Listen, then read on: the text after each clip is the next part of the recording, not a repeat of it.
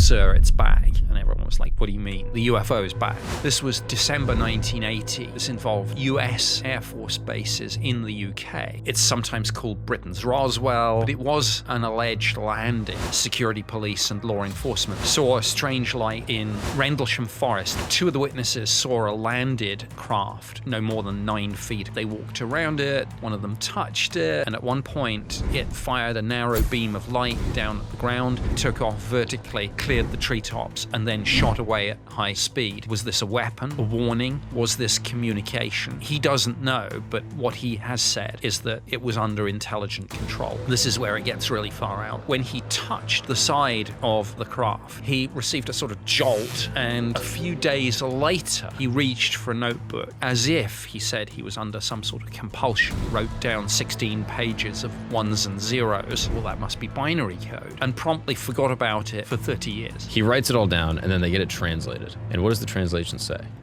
Let me get this right. This is Nick Pope.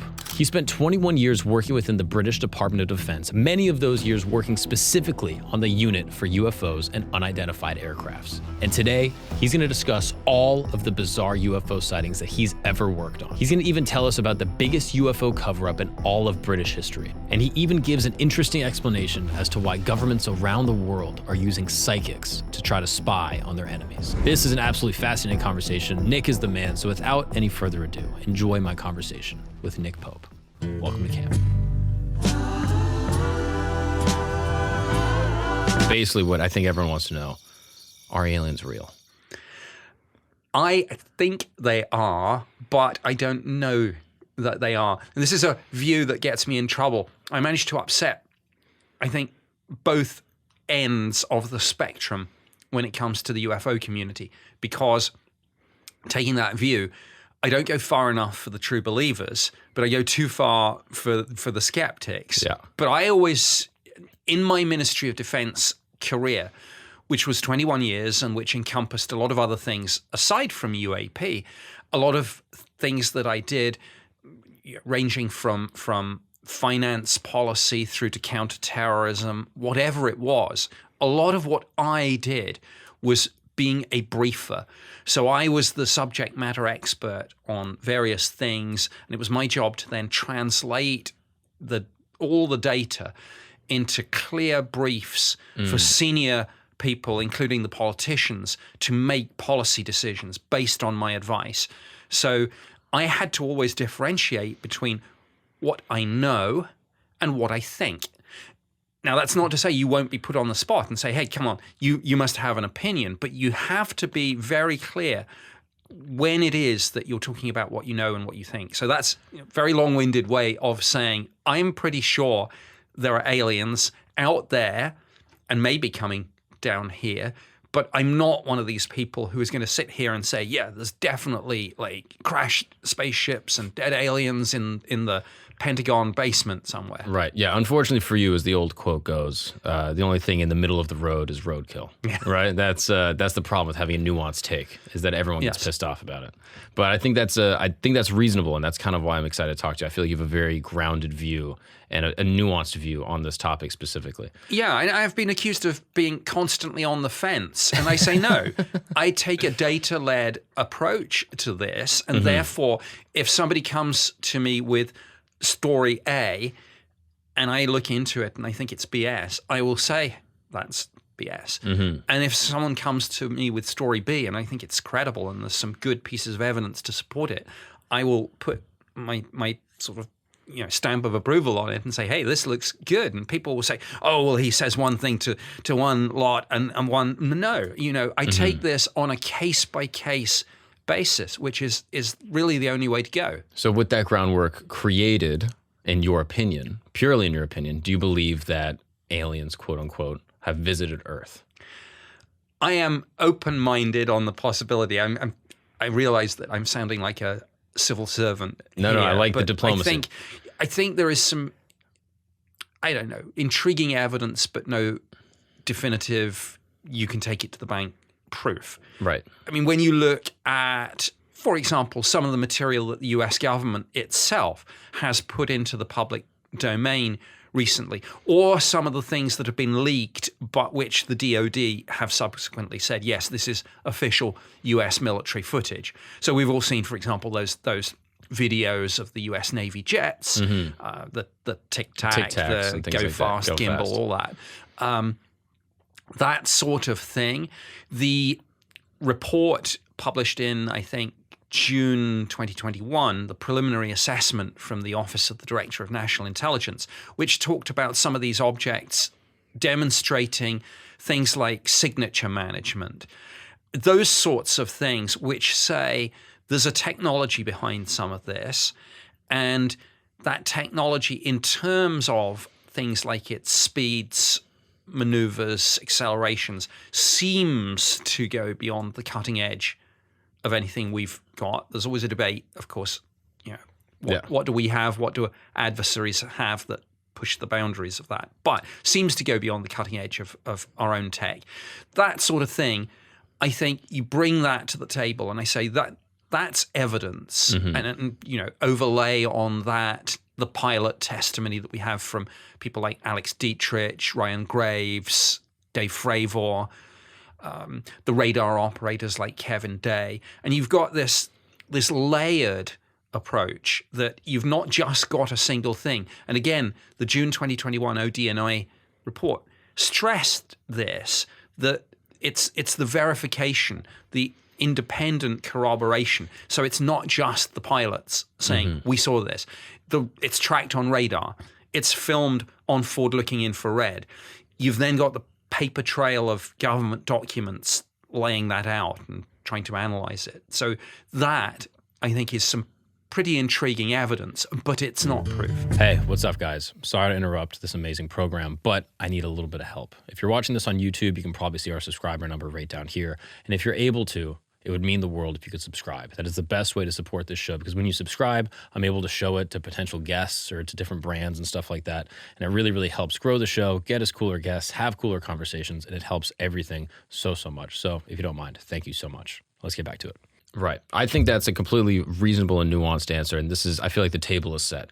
There's possibility that aliens exist, and we're open to them coming to Earth. And in your opinion, there's a lot of circumstantial evidence that has been released, both from the U.S. government as well as the British government, to suggest that there might be technology that's interacting with humans that we're not aware of what it is or where it comes from. Yes. So now, when you take it then, please. While it's in my head, when you take it the next step and say, well, what about the opinions of people like David Grusch, who've said, no, we have hardware. There are crashed and largely intact craft and, as he puts it, biologics. Right, non-human biologics. Yeah, that's binary. I mean, you can look at the UFOs and you can say, well, there's a whole spectrum of possibilities with that. Misidentifications, hoaxes, delusions, sensor errors. PSYOP. Sure. Black program tech. But with those claims, they're either true or they're not. And that's why that represents, I think, the best way to determine whether this is true or not. Let Congress give them a push, but do their job and get into those very specific quotes and say, well, look, those allegations that there are crash retrieval programs, that there are reverse engineering programs, that there's crashed ships and bodies, it's either true or not. And if it's true, it's got to be somewhere, and somebody must know about it. Right. Okay. Yeah, I completely agree. Okay, this is fun. Now I think the stage is set. Now I'm curious about you and your background and kind of your work. So you're working within the Ministry of Defense, and you've been there for a couple years through the 90s, and then you get put onto this specific task force. What is your thought when you're put into this UAP alien thing? Do you write it off completely, or are you open-minded at the time? I'm open-minded. I have mixed opinions. Part of it is like, wow, the UFO job. I mean, how cool is that? When I joined, one of the things that we all got our hands on was the telephone directory, which is about this thick at the time, and it was a classified document itself because it went into some fairly detailed descriptions. So you would thumb through it and try and pick out the next posting that you wanted. And some of it's really technical. It would say things like air defense, ground environment, radar, over-the-horizon systems for monitoring Soviet and Warsaw Pact, blah, blah, blah. One job just said UFOs. And everyone kind of looked at that and was like, ooh. And I happened to luck my way into that particular job. So part of it was like UFOs.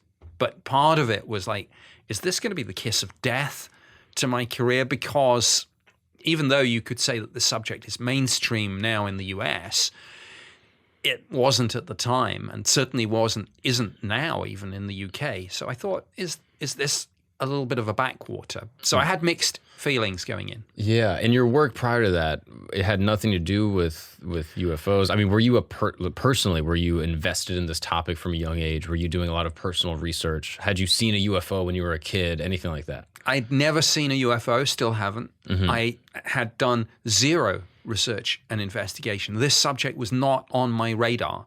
I had seen the movie Close Encounters of the Third Kind. I'd probably read a couple of books as a teenager, but didn't we all? Like Erich von Däniken, Chariots of the Gods, Charles Berlitz, The Bermuda Triangle, which had a chapter on UFOs. That was it. No, so I came to it pretty cold. And my previous jobs in the ministry, nothing to do with that. My first job was deconflicting the Royal Navy and the oil and gas industry in the North Sea. My next job was doing briefs on Air Force personnel issues, everything from medical and dental through to pay and pensions. Nothing to do with UFOs. And so how quickly within your time with that task force were you starting to read documents and literature relating to the topic that kind of raised your eyebrows or surprised you or made you curious? Day one. Oh, absolutely, day one. There was an archive going back really to the Second World War. Even we had the so-called Foo Fighters. So there were some files, I think, from 42 and 43, old Bomber Command files, part of the Royal Air Force, saying how air crews on their way to and from bombing raids over occupied Europe encountered these things, not just balls of light, sometimes structured craft. And so that was the start point. Then you can go through the history of this subject. Can you expound on that topic specifically, like World War II sightings? Yeah, I mean, the Foo Fighters, from which the band get their name, were these mysterious objects and balls of light that pilots saw. US pilots, UK pilots. It transpired. I mean, at the time, the theory was: is this just some sort of Nazi or Axis secret weapon? Is it just AAA? Obviously, if you're on a bombing raid, there's a lot going on. Searchlights and AAA and all of that. What is AAA? Like flak. So ground to air. Got it. Fire, and I think anti-aircraft artillery. Is what two nations divided by a common language. Yeah. I thought that I had used the U.S. term. You might have. I might be a dumb guy. I think that's more likely. So anyway, so obviously it's very crowded skies. So those were the skeptical theories. But after the war, it transpired that German and Japanese pilots had seen similar things.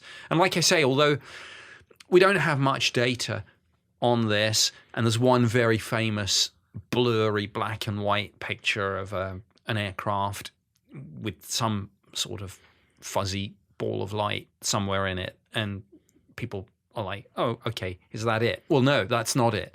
These Bomber Command files talk sometimes about objects of like 200 feet in diameter, apparently metallic looking, tracking the aircraft, apparently flying alongside them, but not engaging them in any ways.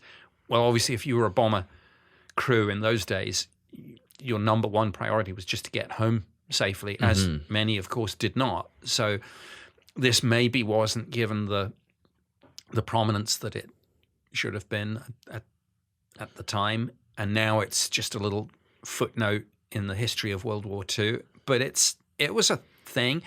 And going back to the question, yeah, from day one, when I delved back through the archives, there was a lot of stuff like that for me to get my teeth into, because for me it was essential.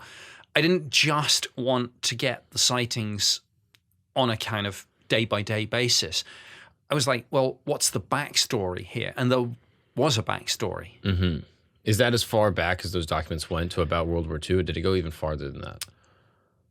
In terms of what we had, I think World War II was it. And from memory, I think 42 was the first report that we had. There was an earlier wave of sightings in about 1909, and they were. I'm doing this from memory. It's been a long while since I've sort of thought about this. 110 years. Well, yeah, it's been a while. They were called scare ships. Now, obviously, for that word to work, there had to be obviously the concept of an airship. So it did overlay with the period when airships were being first developed. But there were reports of mysterious airship-like objects. And I know there's a case actually in the US, Aurora, Texas, I think from 1897, where it's claimed that one of these things crashed and that small entities were buried and still are in the graveyard somewhere. I think the skeptical theory there, which I incline towards, is that this was a mixture of a sort of practical joke and a publicity stunt by the town, who I think were maybe competing with another town that had just got the railway or something like that. So I don't know. But in the UK, yeah, we did have some strange reports from, like I say, about 1909, 1910, 1911. But they were almost certainly prototype Zeppelins, say. You know, and I don't know. A lot of the records for that period have probably been lost. We may never know the story. So for all intents and purposes, 42, 43 was about as far as it went back for me. Why do you think that time? Like, obviously World War II is a significant global feature in human history, but why do you think 42 that these sightings came up within the UK? Well, I've heard this theory from the UFO community, and you've probably heard it too. So I'll just unpack it to get it on the table. Please. The believer theory is that as an emerging civilization, we were of interest to other civilizations in the cosmos, but we were not of any concern until two things happened. Firstly, we developed the atomic bomb, understood and used nuclear technology, and secondly, in conjunction with that we developed rocketry, and therefore you had, I guess, two things. You had like this destructive power of nuclear forces that we were now capable of unleashing, plus rocket technology, which is obviously the infancy of a space program that takes you out into the wider universe. So the theory from the believer community is that this is what puts emerging civilization on some sort of almost like a watch list. Well, you could say that you're already on the watch list, but this then becomes the action list. Okay, the kids have found the matches. We need to keep a closer eye on this civilization now. And I don't know whether I believe that, but it has got a kind of seductive logic about it. And I know that we can only come at this from a sort of anthropocentric viewpoint. But in terms of what sound like logical assumptions that you would think would read across, that, as I say, it has a certain appeal. Yeah, absolutely. No, it makes sense. Like if we're looking at this purely hypothetically, if these things are extraterrestrial, if they created us, we can get into all those things. But assuming, around that time, there is very public use, I guess, of military weaponry and weapons of mass destruction that humankind has never seen before. So it would follow to reason that if there was something else intelligent in the universe, that they would be potentially interested. And I mean, hypothetically, it makes sense. And so around that time, you have these pilots that are saying, hey, there's 200-foot crafts that are tracking us in the sky. I mean, that's a pretty significant claim to make, especially in that time. Do you think when those pilots during World War II were making those claims, were they taken seriously by Ministry of Defense? Were they kind of like written off? Do you know what the attitude amongst the government officials at the time were? It was mixed. I think there was a little bit of derision, maybe that's the wrong word, but a little suspicion from some of the more senior people in the Air Force that this was a mix of war nerves and just, you know, conventional atmospheric phenomena, the flak being fired up, searchlights, people were under extreme stress, PTSD, whatever else. Yeah, and so, but in a sense, those were just excuses. It fell into the all too difficult category for them to actually do anything about. So I think people noted all these reports, but didn't really do much more with them. And in a sense, there wasn't much more to be done. Mm-hmm. And so now you, a couple days into your job, are reading these documents from World War II about these crafts that pilots are seeing that, you know, to this day, just to actually backtrack a second, I know people will say, oh, there's military technology. A lot of this is military technology. People will write it off and they'll say this is all military technology.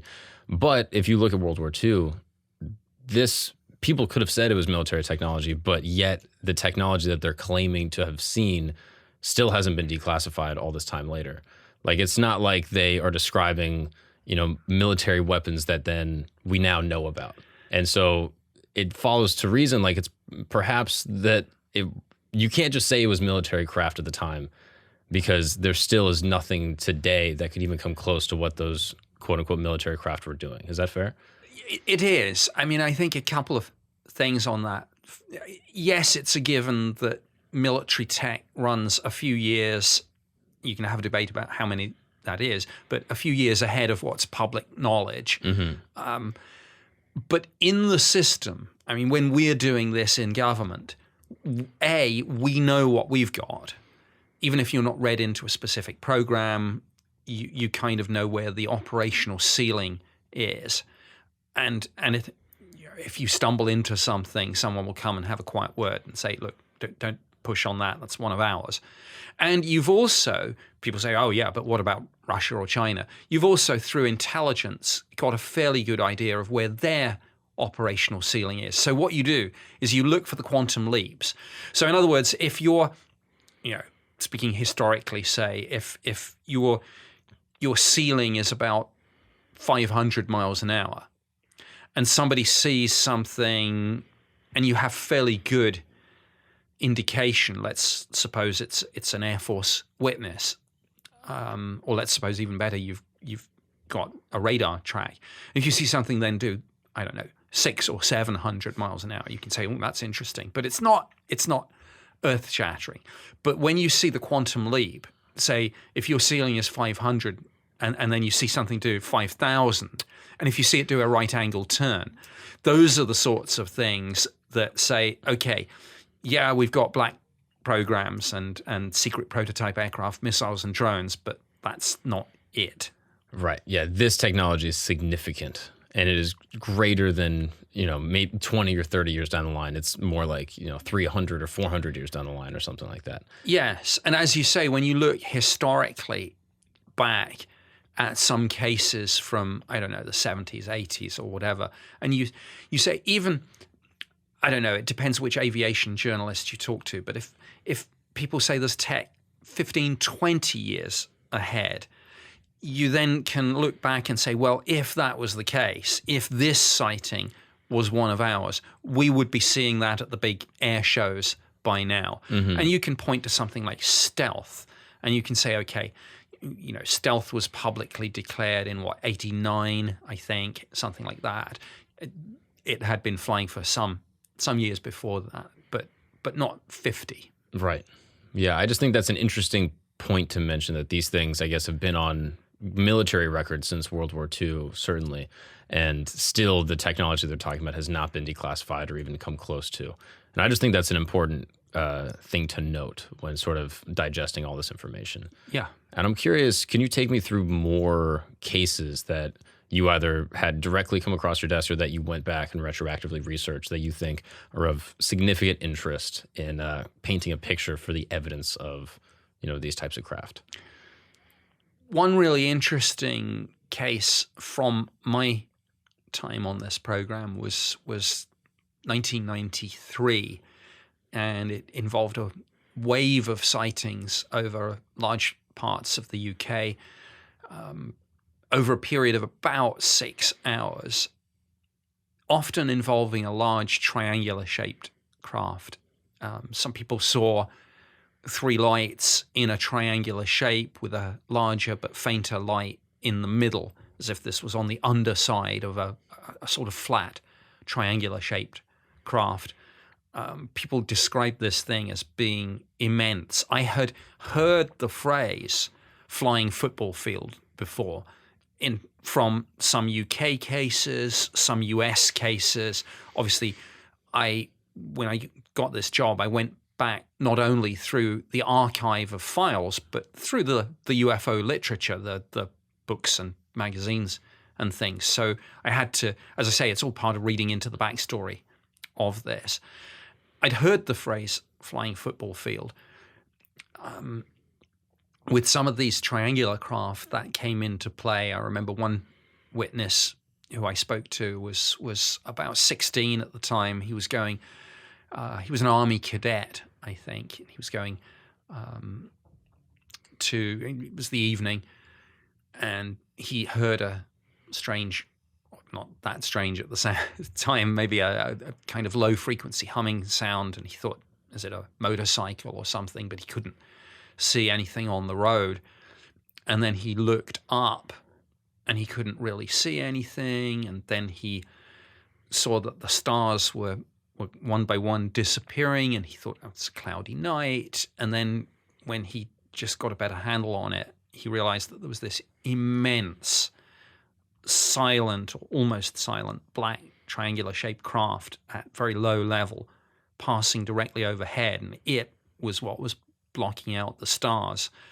And this sound was not a distant motorcycle, but some sort of sound coming from this craft. And so that was typical of the reports on that night. One family of 4, the father was so excited when this thing came overhead that he leapt into the car with the family still in the back, and they were chasing this thing down a country road. The family was kind of screaming to stop and that this was probably not a good idea. So they all saw it, but he was so overcome with excitement and enthusiasm to find out what this was. I had a scout leader who was out with a troop of scouts on an evening hike. They saw this thing. He described it as being the size of 2 Concorde aircraft, kind of almost locked together. I had multiple police witnesses, several military witnesses. 2 Air Force bases were directly overflown by this thing. At one of them, I had a whole patrol of Air Force police make reports. I had at another base, the meteorological officer report that he got a signal, a military signal came in about one of the sightings earlier in the night. And then he saw some lights and he thought, well, this can't be the UFO, can it? And he walked out, and it was, by this time, this was, I think, the very last sighting of the night. It was about 2:40 in the morning. He walked out, he saw these lights coming towards the base. Sure enough, again, it was this huge triangular-shaped craft. He described it midway in size between a C-130 transport aircraft and a Boeing 747. He said it was really slow speed, which is kind of counterintuitive. You always look for these counterintuitive points. He said it was moving maybe 30 or 40 miles an hour, maybe no more than 200 feet above the ground, slightly to the side of the base. He said it seemed to be over the fields, just beyond the perimeter.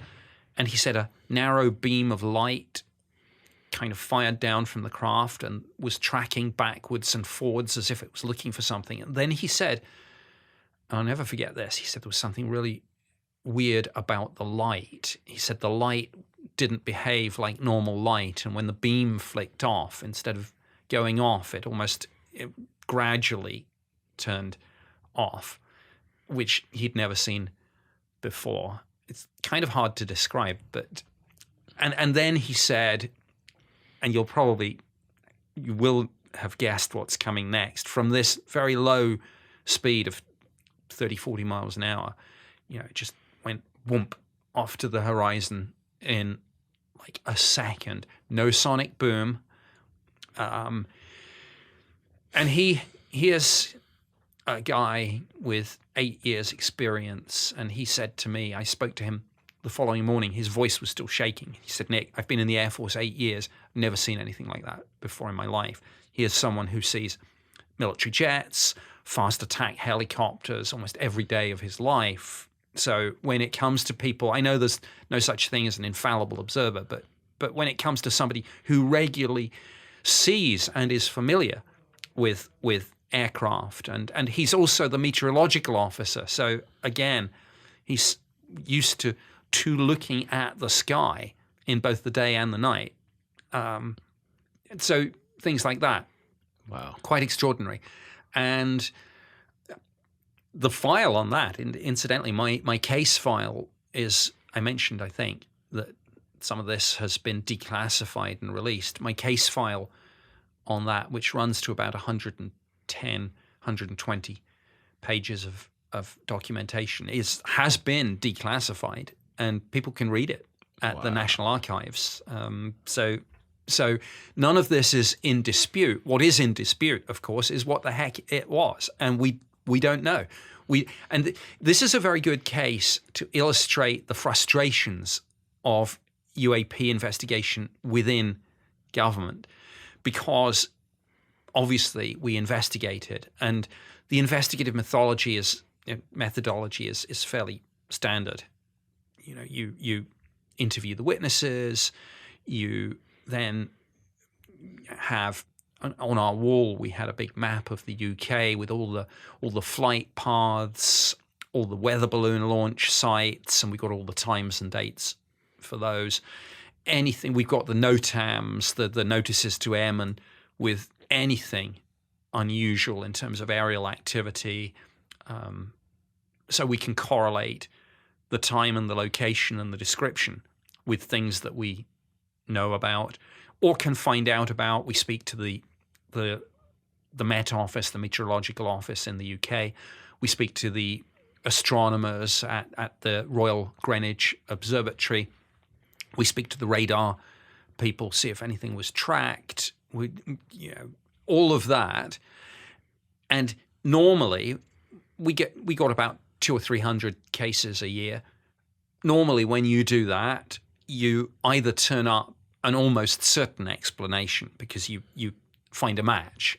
Oh, look, somebody's seen this, and it just so happens that there was a military exercise in that area. They dropped flares, and maybe it's never quite 100%, but if it's 99.9, you pretty much close the case. But then you hit the catch-22, that the really interesting cases, like the one I've just discussed, you do all that, you don't find the explanation. So the next question is, oh, what do you do then? And the answer is, well, not much, because you've kind of done it. Right. So you brief it up the chain of command and say, hey, boss, interesting case. And it just comes down with interesting case, but you've done all the checks, noted. And I often use this analogy that it's like cops investigating crimes, and those unsolved crimes and those unsolved UFO cases have a lot in common. because you interview the witnesses, you recover what evidence you can, bloody knives and fired guns in the case of crimes, radar evidence, photos and videos if you're lucky enough to have them with UAP cases. But the unsolved cases, they just sit there until someone does a cold case review. Wow. I mean, that's a pretty wild case. So this all happened in one night? One night over about 6 hours from 8:30. The first sighting was actually the troop of scouts, I think, 8:30. The last sighting, 2:40, was the meteorological officer at Royal Air Force Shawbury. And how many people did you speak to that reported it? Personally, I spoke to maybe, 20 or 30 different witnesses. But in all, we were aware that there were hundreds of reports, because sometimes you would get a report and it would say this witness saw this, but he was with a family of X number of people. So in terms of how many actual witnesses, there were much more than the 20 or 30 that I spoke to individually, probably 100, 200. And then you've got to figure, what about the people who saw it and didn't report, either because they feared being not believed, they feared being ridiculed, they didn't know who to contact. They just wrote it off as a delusion or something. Delusion, or possibly with a lot of military or ex-military people, maybe they self-censored and thought, it's one of ours. Yeah. Wow. That's wild. So you spoke to multiple people on your own personally the next day. Yes.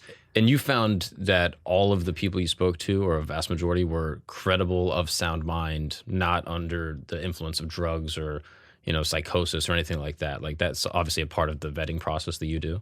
It is. You have to apply a bit of common sense. You have to get the sense of reading people with this. There are certain things that you look for. If somebody has a pre-existing interest in UFOs, for example, is it just a question of confirmation bias or something like that? But the phrase that sticks out to me is that we had a hotline for this. I mean, it sounds kind of a little odd now, but like Project Blue Book, as I say, we were a public-facing program. Most of our data came from the public. So whilst we did some classified work, we weren't a secret ourselves. In fact, to get the data, you have to put yourself out a bit. And so we had a national reporting system whereby there were kind of standard operating procedures promulgated to every single military base, airport, police station, because a lot of people report to cops, in the country, that said, if you receive reports of UAP, this is the place in the Ministry of Defense to send them.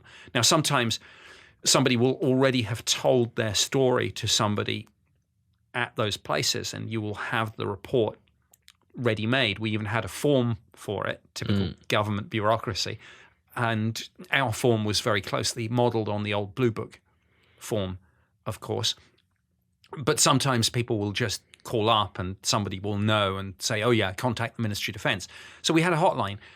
And what you looked for was the people who were almost hesitant and apologetic. And they would, a lot of times they would preface what they said with, look, I hope you don't think I'm crazy, and I'm sorry if you think I'm wasting your time, but, and very often these people would be serving police or military themselves or retired. Those were the sorts of people that tended to find their way into the system maybe a little bit more easily. Interesting. And you would look for that because what they were saying was, in one sense, a lot of them would really rather this hadn't happened to them, and they weren't trying to write themselves into and make themselves out to be a hero in some great story, but they were caught up in something and a little bit not ashamed or embarrassed, but I don't know, a bit just reluctant. Right. These are not enthusiastic observers that are excited to regale their story of the time an alien abducted them. These are somewhat reserved and borderline like hesitant or ashamed people that have seen something that they just want to disclose. Yes. Interesting. And they often, they're calling, and this is why I say maybe the system was better configured towards our own people. Mm-hmm. But often there was a sense of, I'm reporting to you because I think it's my patriotic duty. And maybe they were thinking, well, could it be some sort of Soviet spy plane or something like that? And that was one of the things that obviously the program was set up. And there is an overlap between UAP work and the idea that some of this does have its roots in concerns that Soviet and Warsaw Pact are constantly probing at our air defenses. They do have, I'm sure, cutting-edge spy planes just as we have, and we need to guard against them, but wouldn't it be good to find data on them, particularly photos and videos? And I want to get back to this, but just as a slight deviation, I just don't want to lose anybody. You mentioned Operation Blue Book, obviously as a U.S. operation. Would you mind just in brief kind of just explaining what that is for people that don't know? Sure. From the very outset of the modern UFO phenomenon, the U.S. Air Force had a program to research and investigate it.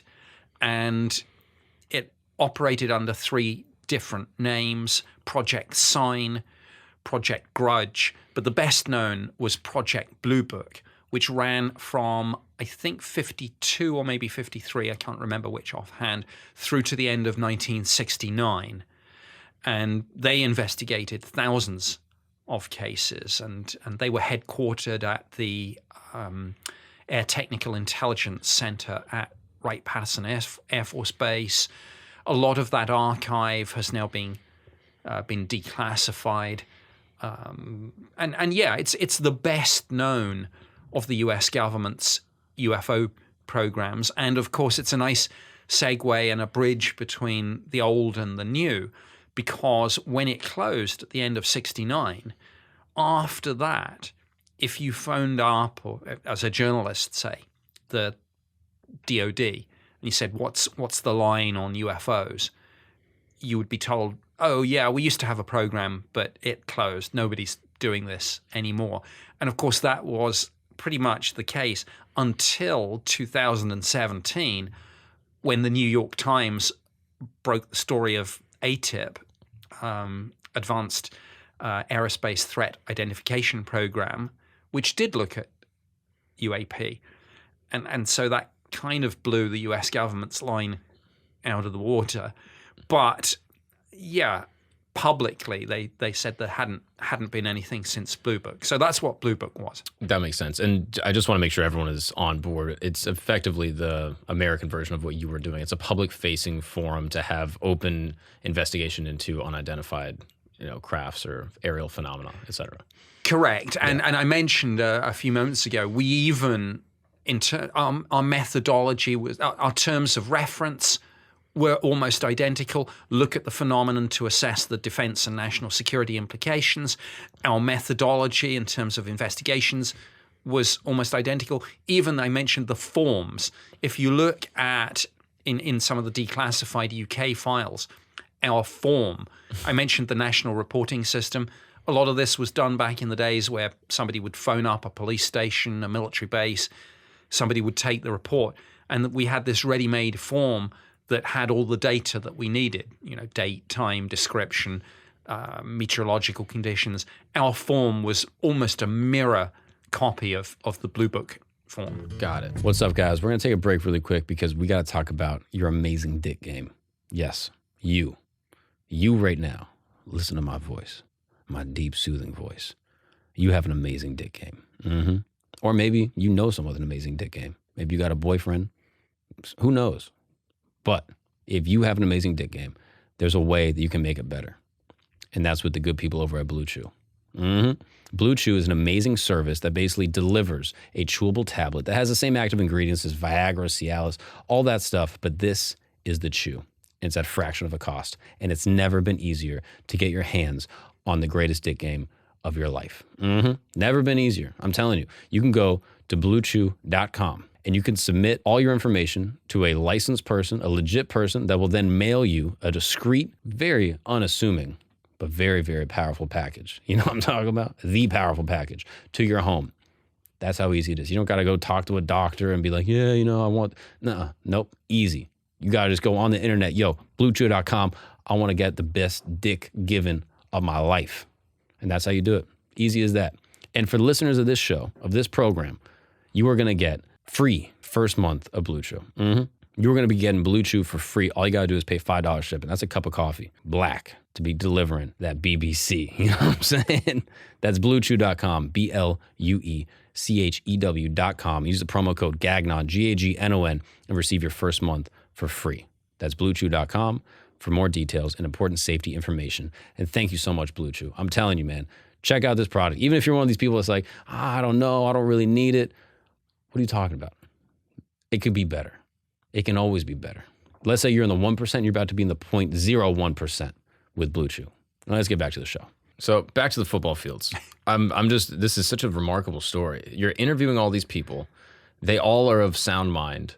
And like you mentioned before, I'm sure you've spoken to people that have claimed to have seen things that you were able to basically assess that they were, not well, or maybe they had confirmation bias because they were a fanatic, and you're able to delineate the difference pretty clearly, right? That's a reasonable assessment? Yes, although I would say that in percentage terms, the biggest percentage were people who were absolutely of sound mind and sincere, but had just seen something that maybe they weren't close enough to it.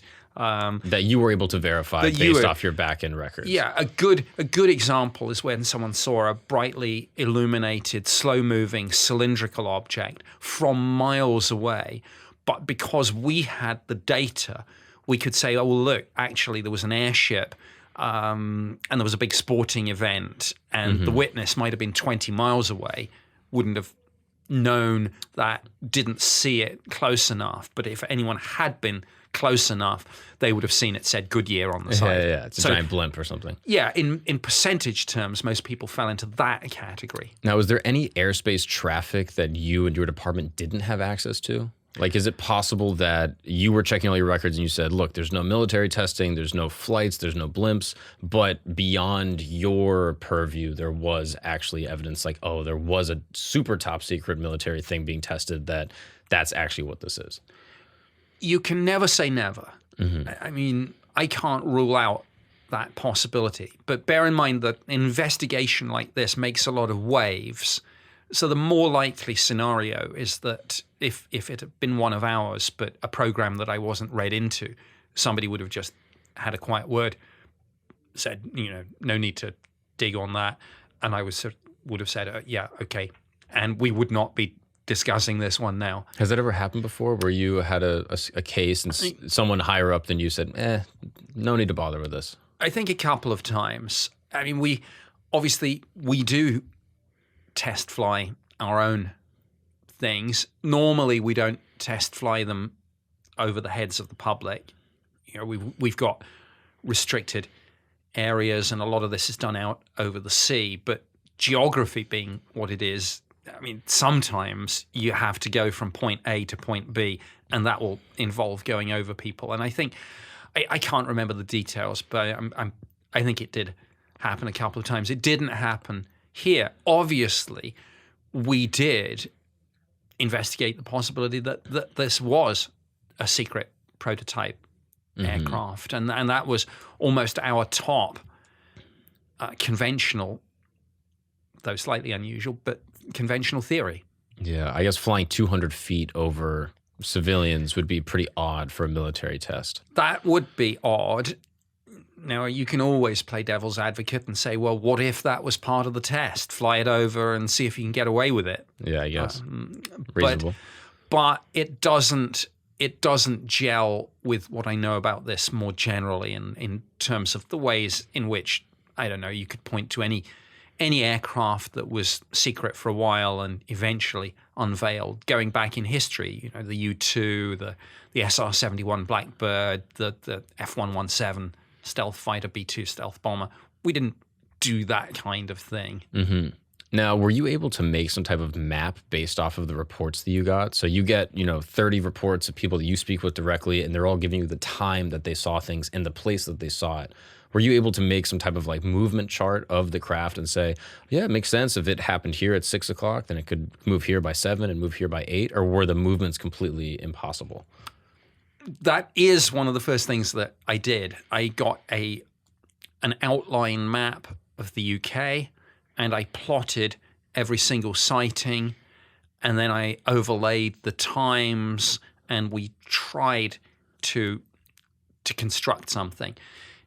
And those maps again are in the declassified file, and they're a little bit messy and a little bit confusing, and there wasn't a clear progression in terms of, oh yes, it came in at this point.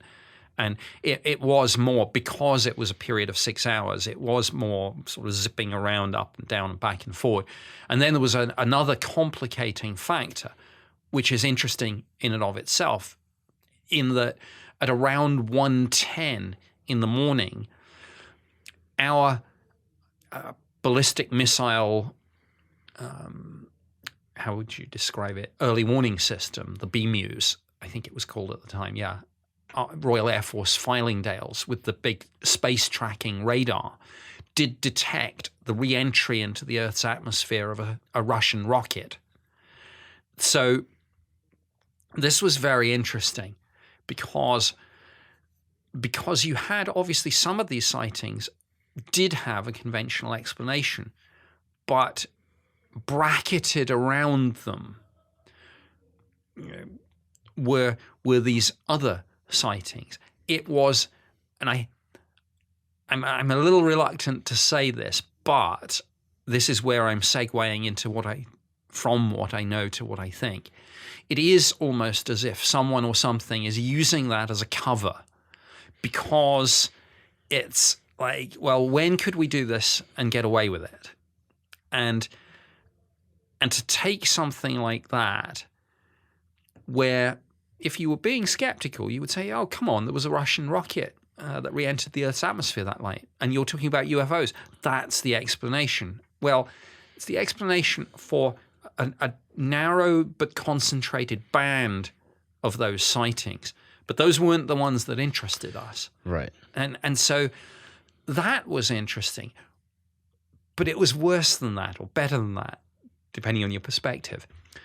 Using this theory that something used this as a cover to operate and get away with a little bit more than they might otherwise have done, there was another factor about this.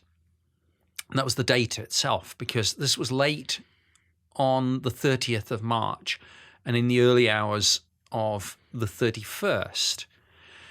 So in terms of the media, you could say, well, by the time this story broke, it would be too late to run a story. And we're before, this is not the era of 24/7 media news cycle. This is like just newspapers published on either the 30th, the 31st, the 1st. It's too late by the time all this dies down to get it in on the 31st. If anyone writes up this story, it will run on 1st of April, April Fool's Day. And who's going to pay much attention to a UFO story on April Fool's Day? So that's interesting. And again, it's like, is there an intelligence behind this, whether it's terrestrial or extraterrestrial or interdimensional or whatever? We can get into all the theories. Using this as a cover, using the Russian rocket re-entry as a cover, using April Fools as a cover. And then you think, well, that's kind of crazy. And then a little light bulb went off in my head, and I said, wait a minute, there's something else about this. What is it? I couldn't quite figure it. And then it hit me. The same thing had happened in Belgium in 1990, that on the 30th and 31st of March was that very famous case where the Belgian radar air defense network picked up uncorrelated targets. They scrambled 2 F-16s. The F-16s closed on a large UAP. They acquired it on their airborne radar systems. And when all the dust had settled on my investigation, I realized, of course, that all this had happened 3 years to the very night after the Belgian wave. That's very interesting. Yeah, I mean, I get that it sounds a little wild to say like, oh, aliens are using April 1st to try as a cover. But when you have so many intersections that are happening, it just follows to reason. Is it possible that something, maybe it's Russian, maybe it's Chinese, maybe it's extraterrestrial, maybe it's interdimensional, like we said, we can get into that. Is it possible they're trying to use these intersections, April 1st or rocket reentries or something else to obfuscate what they're doing? That's interesting. It's arguably the one night of the year that you could fly, and if stories hit the press, it will make less of an impact because a lot of people will say, come on, it's April Fool's Day. And you can't say, oh, well, the people that made these reports, they were just trying to play a practical joke because they were all independent of each other and they were varied. They were all independent of each other, and a lot of them were late on the night of the 30th. And I don't think the news media cycle would have been on their minds. In fact, I think if anyone was inclined to do that and make a prank call, they would make it on April 1st. Right. Not that many people or any people really made prank calls to the Ministry of Defense because they were probably thinking we would send the Men in Black round or give them a stern warning, which we may well have done. Right. I mean, just changing the subject, but the office down the corridor from me did one of the things that they did was complaints about the noise from low-flying aircraft. And on one occasion, very famous occasion, somebody got really irate and was on the call for a long time, expletives and this and that, and said, I tell you what, if this goes on one day, I'm going to get a shotgun and I'm going to come out and I'm going to start shooting at these aircraft.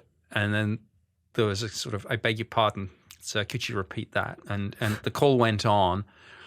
And then the guy said, and the expletives went on, and the call went on. And he said, oh, I'm sorry, there's somebody at the door. And it was the cops. It was the military cops. Wow. It was like, sir, have you made a threat to take hostile action against a military aircraft? And yeah. That's wild. Oh, that's sketchy, dude. That's scary. as we say, anyway, it's not noise. That's the sound of freedom. Yeah. Wow. Yeah, you'd say what you want, but we might check on you. Yeah, when you cross the line from just venting and making a direct threat. I mean, we've seen this in the States. People will make, comments about wanting to harm a government official, the president, something like that, and then, they get a knock on the door. Yeah. Or someone will check on them. Yeah, and now I'm a separate issue. I tend to be a free speech absolutist, but when you do cross the line and make a direct threat of violence with a government official on the phone, it's like that does cross a line. Right. Yeah, that's really wild. Okay, so then back to the craft itself. You said this is a flying football field. Except it's triangular. I mean, I'm using that phrase more in relation to size than shape. Mm-hmm. Go back to the witness who talked about the stars blacking out one by one. Now, some reports in the late 80s, so before my time on that program, were of football field-sized rectangular craft. But the term kind of got copied and pasted. The craft that most people saw on the night that I'm talking about was triangular shape, flat triangle, like a slice of pizza. Wow. I mean, okay, so we can rule that the reports you got were credible in the sense that these people were of sound mind. You feel pretty confident that it wasn't, British or, UK technology in any capacity. And based off of the records you have and the chain of command, everyone kind of was like, yeah, we don't have any, confirmation that this is some military aircraft. And then as far as a foreign military doing special operations, Chinese military, Russian military, anything to that effect, why do you feel so certain that it wasn't another government? Because one of the other parts of the organization that we routinely talked to was the defense intelligence staff.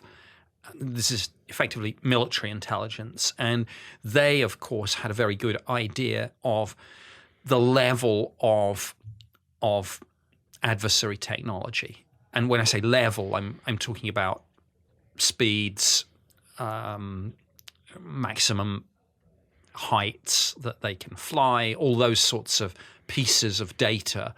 And even if, obviously, sometimes things can be hidden, for a program, I mean, it's one thing to construct a prototype and hide it in a hangar, but eventually you have to bring it out. It gets seen by satellites. You have other sources of gathering intelligence, and you're always looking at programs for the next Soviet fighter, bomber, reconnaissance aircraft, missile. This is right at the top, or very near the top, of the wish list of military intelligence. So it gets a lot of resources put into it. So you have got a pretty good idea. Particularly, you could hide a prototype, but when something goes operational, there are such a lot of ways that you can find out about this, HUMINT, ELINT, so all the different parts, human intelligence, electronic intelligence, sort of interception. It's very hard to hide an operational program. What's up, guys? We're going to take a break really quick because it's 2024, and it's time to talk about something important. When you are seriously hurt, your injury could be worth millions. Yes, that's right. The world is a crazy place, and one person's negligence can result in another's settlement. And that's why I got to talk to you about Morgan & Morgan. Morgan & Morgan is America's largest injury law firm. They have over 100 offices nationwide and over 1,000 lawyers. Yes, these are the big boys. You know them, you see their billboards all over the world. If you ever drove down I-90 from Florida to New York, I'm telling you, you've seen the billboards, all right? Have you ever watched a UFC fight? You've seen them right on the banner. I'm telling you, these are the biggest guys in the game, all right? With over $20 billion recovered for over 500,000 clients, Morgan & Morgan has a proven track record of fighting to get you full and fair compensation. The annoying thing with most attorneys is that in order to submit a claim, you got to call them up, you got to talk to their people, you got to go back and forth on emails, you got to hope that they see it. They might charge you just to even look at their claim. Here's the cool thing with Morgan & Morgan.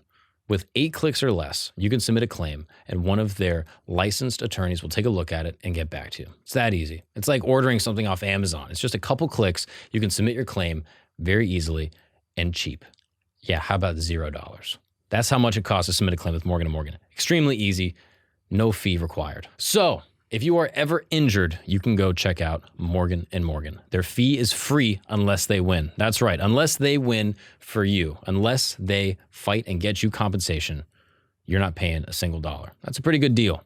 So, for more information, go to forthepeople.com/Gagnon. That's correct, forthepeople.com/Gagnon, or dial pound law, that's pound 529 from your cell phone. That's for the people, forthepeople.com/Gagnon, or dial pound law, pound 529 from your cell phone. This is a paid advertisement. Now let's get back to the show after this short disclaimer. So you think that intelligences within, the major, superpowers are aware of all the covert technology that is happening amongst other countries? It's to a certain level. It depends on the degree of granularity. Sure. I think, generally speaking, the superpowers or the top powers through intelligence, and particularly as the technology is now so good, have a very good idea as to what the other side has. Do they know everything in terms of I don't know all the parameters? Probably not, particularly if you've made a really concerted effort through deception and counterintelligence to paint a false picture of how good your thing is. I mean, one of the other ironies of this. Sometimes you talk up a capability that you don't have, and you play down a capability that you do have. So in the shadowy world of intelligence, sometimes things, not always, almost always, they're not quite what they seem. But as I say, generally speaking, you've got a pretty good idea. Oh yeah, drone technology is at this level. Missile technology is at that level. When Putin gave his speech about super weapons, I guarantee that there is somebody in US military intelligence who knows which parts of those claims are bluff and which parts are true. And then you test that against what you observe in places like Ukraine. And so I guess to your quantum leap example, you would say that these flying football fields, quote unquote, these triangular football fields, what you would say are quantum leaps that are beyond what any other military would have had at the time. That's exactly it. Yes, you aren't surprised if your intelligence assesses that the other side has something that goes at 5,000 miles an hour, and you see something do 6. Yeah, you might just revise your assessment. But if you see something that does 50, you're like, wait, that's the quantum leap that you're looking for in UAP research. And that would be the answer to why, how do we know this isn't an ally or American, espionage or, spying on Britain? Yes, and you can never, I go back to this point, you can never be certain because it's always possible you've missed something, or that through a gap in your own capability or through counterintelligence operation on the part of an adversary. Our adversaries are smart, and they can and do put a lot of resources into deceiving us as to what they've got. Wow.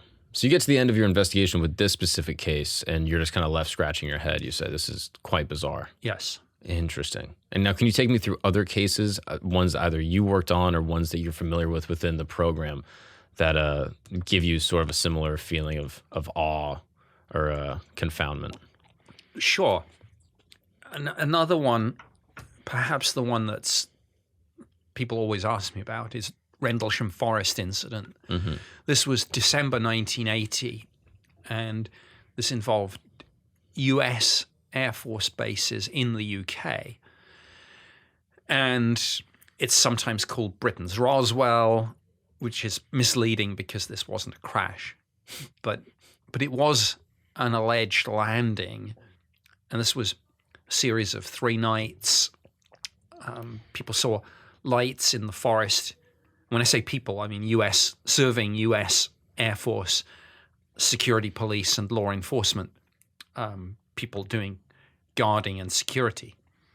Saw strange lights in Rendlesham Forest, which lies between the 2 bases of Bentwaters and Woodbridge, these 2 US Air Force bases.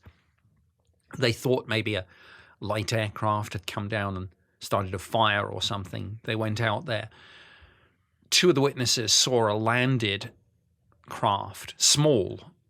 I mean, I'm going to say again triangular, but not flat triangle, more like pyramid triangle, but no more than 9 feet across, 9 feet tall, something like that, in a small clearing of the forest that had apparently smashed some branches off as it came down.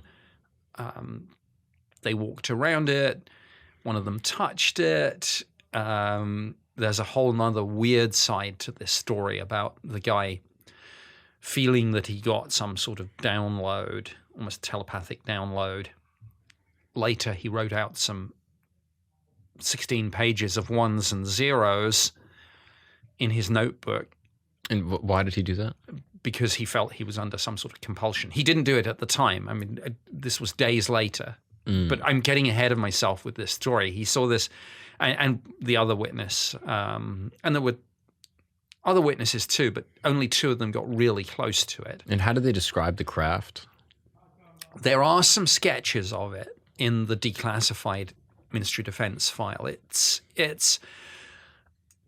and again, this is something some of the skeptics have touched on and said, well, it's not a million miles away from some sort of futuristic-looking lunar landing module, something like that. Now, in terms of what it purportedly did, it seems to go beyond that, because after they observed it on the ground for a while, it apparently took off vertically, cleared the treetops, and then shot away at high speed, again with no sonic boom. So that doesn't sound much like a lunar landing module or even a prototype UAV drone type thing. Given that this was 1980 and drone technology was in its infancy, you can look at the history of drone technology, and I think actually the Israeli military pioneered quite a bit, and maybe the US too. But you can look at the level of that tech in 1980 was pretty basic. Anyway, it shot away. There was activity, sightings on a second night. On a third night, again, it came back. There was an awards ceremony where a lot of the senior officers were, and one of the more junior officers came up and like looking very flustered and went up to the senior brass and said, sir, it's back. And everyone was like, what do you mean? And it's like, the UFO is back. So the deputy base commander went out into the forest with a group of about half a dozen people, as he put it, to debunk all this UFO nonsense. And he ended up seeing the thing himself, not on the ground on that third night, but in the sky, flying some pretty bizarre patterns around. And at one point, it fired a narrow beam of light down at the ground. Again, remember I said about the beam of light with the 1993 sightings. This is again I look in all of this. I look for commonalities. I try not to be conclusion-led about them, but there are always some things that you file away, and when you hear the same detail in another case, you think, aha, I've come across that before, and you can begin to join some dots. So Colonel Charles Holt, the deputy base commander, he describes this narrow beam of light firing down actually much closer than the 1993 sightings, almost like a laser pointer or something, which is very close to him. And I've met him several times over the years, and he's given some interviews on this as well. It's quite a well-known case in the UFO community. It doesn't have the public recognition of, say, something like Roswell or the Tic Tac incident, but it's out there. And he said, with this beam of light, he said, was this a weapon? Was this a warning? Was this communication? He doesn't know, but what he has said is that it was under intelligent control. And this is a colonel who's the deputy base commander. So he puts all this down in a memo to the Ministry of Defense, because these are US bases, but they're on British soil. And then a couple of years later, people talked, people knew that there had been this incident, and his friend phoned him up and he said, hey, Chuck, we've had a Freedom of Information Act request for your memo. And he was like, for God's sake, burn it. He said, this is going to kill my career. The colonel who sees a UFO, burn it. And he was like, I can't do that. That's, it's the law. And he said, well, thanks. You've ended my career. He didn't. He actually went on to get a promotion to full colonel, and his final posting was in the DOD Inspector General's department in the Pentagon. But, it's an extraordinary story. And again, I did a cold case review, and one of the things that most intrigued me, I said, well, look, is there any physical evidence? And it turned out there was, and it was twofold. There were two strands to it. There were some anomalous radar readings that night. On the first night, two independent radar systems, I think, one civil, one military, detected an uncorrelated target directly over the base. It was there for a couple of sweeps of the radar system, and then it disappeared. And again, was that the thing actually landing? Is that what caused it to disappear when it just got too low to track? And over the years, a couple of the other, now obviously long since retired, military radar operators have come forward and put some testimony into the public domain that yes, they too tracked it on their system, and a couple of them were actually on the air traffic control tower and did simultaneously, because they were saying, what the heck's this on the radar? They went out to see if they could see something, and they saw lights over the forest. They couldn't discern much about the shape of this craft. But again, we have, I think now, maybe 4 or 5 different radar operators on the record, and their written statements in various US and UK files on this, on the record.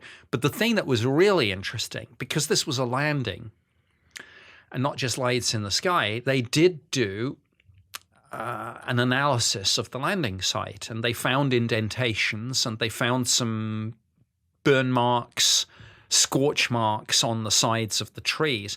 And one of the things that they did is they had the disaster preparedness officer was in this team that went out, and they went, the first thing they did before Colonel Holt and the rest of them saw the UFO, they went to the landing site where this thing had come down on the first night. They took the Geiger counter out there, and their analysis was that the radioactivity levels were significantly higher than the average background, or rather, that was the British scientific and technical intelligence assessment of that of that radiation data. And taking radiation of what specifically?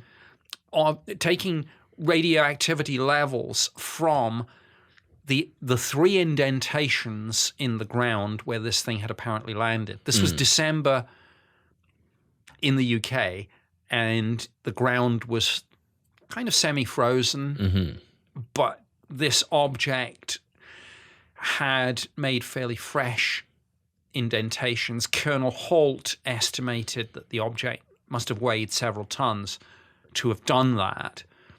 And so the radioactive, what they did is they took radioactivity readings from the 3 indentations, which is where they got the peak levels, from the sides of the trees where there were burn and scorch marks, but also control readings from outside of that, so they could establish the baseline and sort of calculate how much of a spike this was. And it was about 6 times higher than the average background. So it was statistically significant, I think you would say, particularly given that it peaked exactly in those indentations. It wasn't just a random spike here or there. Right. And just to be clear, this detecting device is trying to pick up radioactive activity. Is that correct? Yes. It was a piece of kit that they had there at the base, so in relation. If a bomb were to go off, you could use a Geiger counter to basically track the radioactive frequency in that specific place. Is that true? I'm not a scientist. Sure. So I'm probably going to mangle this, but let me put it this way: if there were nuclear weapons and there was a leak of fissile material or something, you would be able to detect a spike, and you would say, "Hey, get the heck out of there!" and we need to lock this down. Now, they also had, I can't remember if they took them out with them, but the dosimeters, the little things that turn red if you get into a danger. I mean, that's kind of similar thing. And the way they felt about it was that it was high enough to be statistically significant, but it was not so high that Monroe Nevels, who was the guy operating the thing, said, "Hey, sir, everyone, get the hell out of here." Wow. So it was at that level. Now, there's a whole nother layer to this. Years on, some of those people, over all the nights of activity, do believe that they have health issues attributable to this.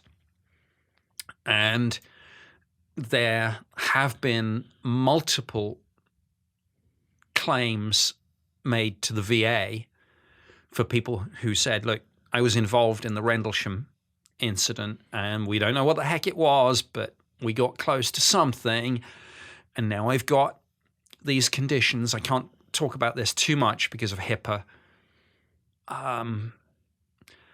But some of it is in the public domain. And one of one of the witnesses went to Senator John McCain, and then later to Senator John Kyle, and one of their key staffers that does veterans issues worked with the DOD to try and get paperwork on this.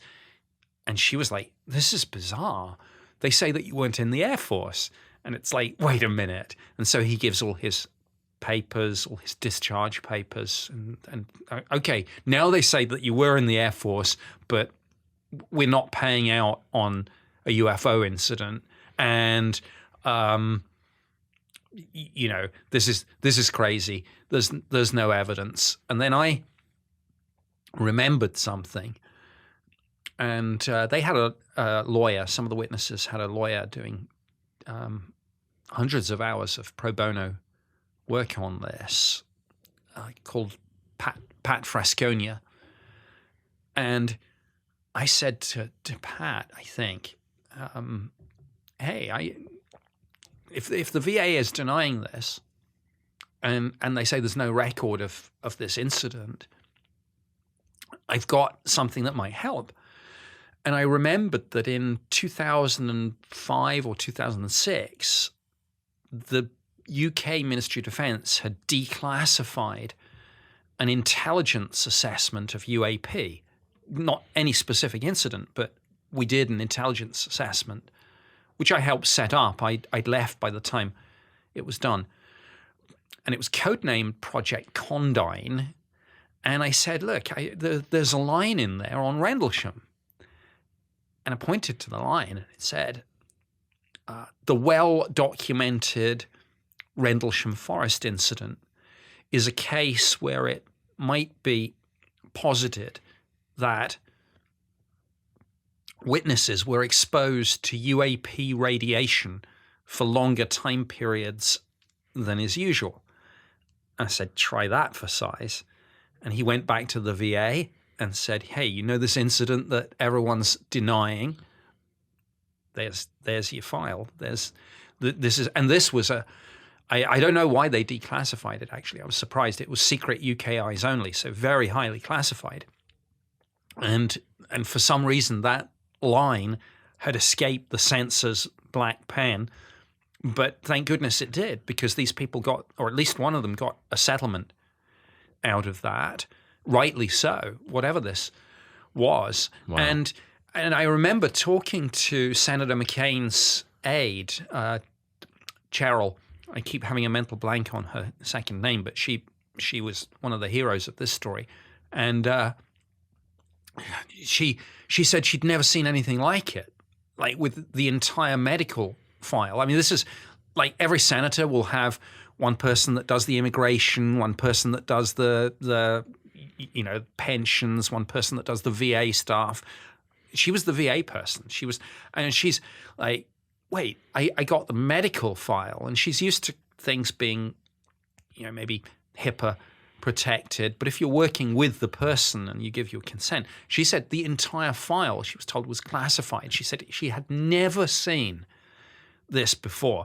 And she handles hundreds of these cases. So simultaneously, the government is saying, oh, this case is nothing. The Rendlesham Forest thing is just a bunch of hoopla. But also the medical records related to the people involved in it are completely classified and you can't see them. Yeah. Wow. And just to recap, so this craft is landing in the forest, over 3 nights, multiple U.S. military are seeing it. One person even touches it. High brass sees it. They have documented evidence of radar detecting it. They have documented evidence of the actual landing gear actually touching the ground. And then they have radioactive readings up to a level that is unusual, that is statistically significant, of all of the areas where it landed, the scorch marks on the trees. And the British Ministry of Defense disclosed that the people involved in that incident endured radiation to an unusual degree. Correct, although that latter statement was presented as a theory. I think the wording was something like it might be suggested that but I think the key point was the phrase exposed to UAP radiation. Yeah, it's not just radiation. No, and it's the implication, the casualness of the implication that UAP radiation is a thing. Right. Not only is it a thing, but it's injuring people to a degree that the U.S. government is willing to settle with them and give them money for what they endured. Yes. And there's an interesting linkage with ATIP, because when the New York Times broke the story of the existence of the ATIP program, which again is the aerial task force in the United States. Yes. Now, this wasn't a public-facing program. This was a classified program. It went under 2 related names, ORSAP and ATIP. ORSAP is Advanced Weapons System Application Program. ATIP is more of a nickname, but Advanced Aerospace Threat Identification Program. Harry Reid, former Senate Majority Leader, was instrumental in setting it up. It was a DIA program, so Defense Intelligence Agency, subsequently transferred to the DOD, which is where Lou Elizondo picked up that portfolio, though he was involved from the outset in ORSAP. And we don't have much paperwork about these programs, but one of the things we do have is the DOD confirmed that under this program contract, 38 kind of scientific technical papers were written. And they have to do it reads like science fiction. They looked into things like anti-gravity, invisibility, warp drive, wormholes, stargates. I mean, this is pretty bizarre. One of the papers was entitled something like Human Effects, and that ties back into this idea of UAP radiation. And it's one of the slightly dark side aspects of this phenomena. Now, you've referenced, I think, before something interesting about the actual Geiger counter radiation reader and the level of radiation that was detected, and that it was a significant number. Is that true? Oh, my goodness. Yes. Okay, you got me. I wasn't sure whether to go here because it takes us down a real rabbit hole. But when you look at the report, and this is anyone can do this with a pocket calculator. When you, I'm showing my age now, a pocket calculator. Yeah, what is that? You do it on the internet. Yeah. So you can take the memo that Colonel Holt sent to the Ministry of Defense, and then you can take the Defense Intelligence Staff internal UK assessment of those readings. Both those documents are in the public domain.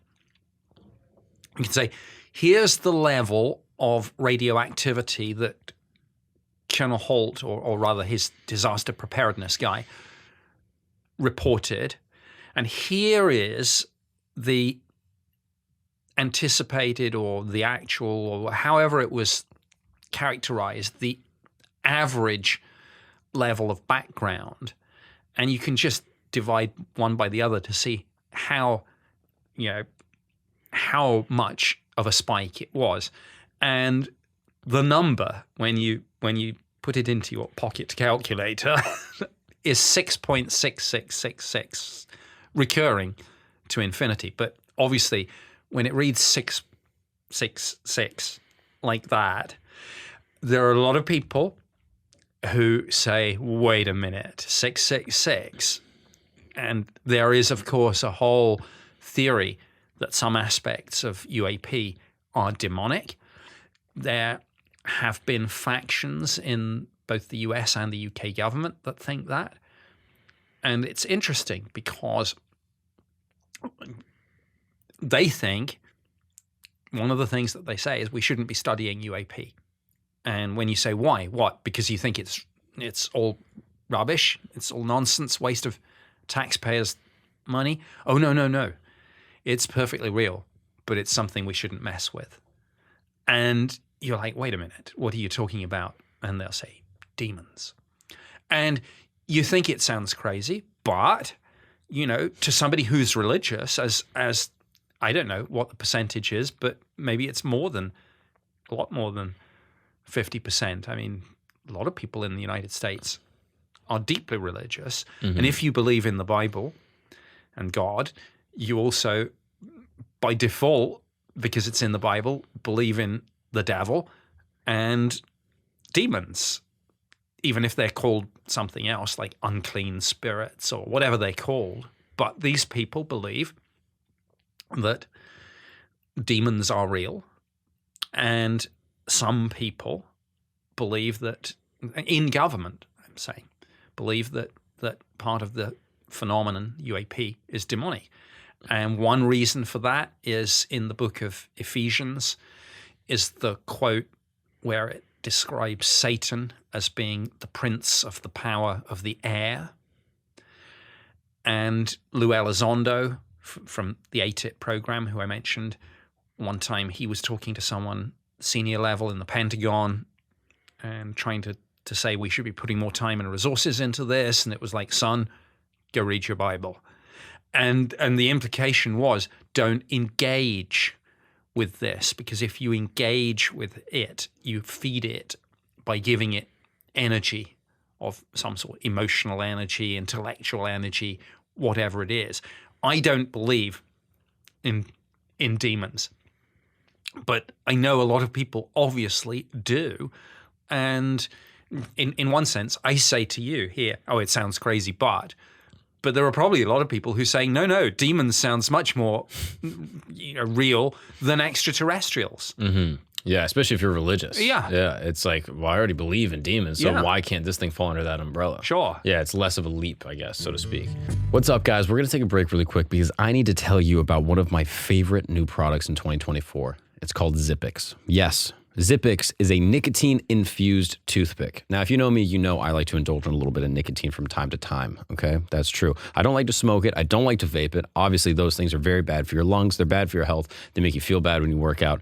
Not good. But nicotine on its own has been proven in scientific trials to actually improve neural communication, improve cognitive function, improve sharpness, improve mental clarity. Look it up. It's very, very interesting research. Anyway, back to Zippex. This is a nicotine-infused toothpick, okay? This is probably my new favorite way to get my little kick of nicotine. It's absolutely amazing, and it's great because you can use it anywhere at any time. It's very, very discreet. You just pop it in, and immediately you're getting whatever flavor you've purchased. This one right here, peppermint watermelon. Tastes amazing. They have 6 different flavors. They're all fabulous, and they all do the trick. Zippex is great for a couple reasons. If you're like me and you don't like to smoke or vape, Zippex is probably my favorite way to deliver that nicotine fix right to your body. It feels absolutely amazing. It looks cool. And also on top of that, I sometimes get food caught right in this little tooth right here. I always carry flossers with me. I always carry toothpicks with me, but now I have 2 in 1. Boom. After dinner, I'm getting a little fix and I'm getting food out of my teeth. I mean, that's a win-win right there. 2, it looks cool. It's discreet. While you're driving, you pop a Zippex in. You're feeling good. You're cleaning out your teeth. What do you want more than that? Secondly, if you're someone that maybe does smoke, maybe you do use vapes, maybe you do use cigarettes, you're going on a long flight. You're going to be stuck somewhere. You're going to be at a funeral. You're going to be at a wedding. You're going to be a baby shower for your baby. And you can't be ripping cigs at your own baby's baby shower. I mean, that looks insane. So what are you going to do? Pop a Zippex in. Now you're getting your nicotine fix and you're feeling good.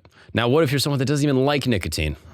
Zippex has something for you as well. They have B12 and caffeine-infused toothpicks if you're not a nicotine user or you're trying to get away from your nicotine habit. That's totally fine. Zippex has helped tens of thousands of customers in leading a way to a healthier lifestyle that, maybe they currently vape or use cigarettes, and they can probably help you too. Make your lungs happy and try Zippex nicotine toothpicks. Ditch the cigarettes, ditch the vape, get a nicotine-infused toothpicks, okay? Here's what I want you to do. I want you to go to zippextoothpicks.com today. Get 10% off your first order by using the code Gagnon, Gagnon, at checkout. Your lungs will be glad that you did. You must be 21 years old to order, and I just want to say this as a warning, nicotine is an addictive chemical. Zip more, smoke less with Zippex nicotine toothpicks. Now let's get back to the show. I saw Tucker Carlson's comments recently. I don't know if you saw this.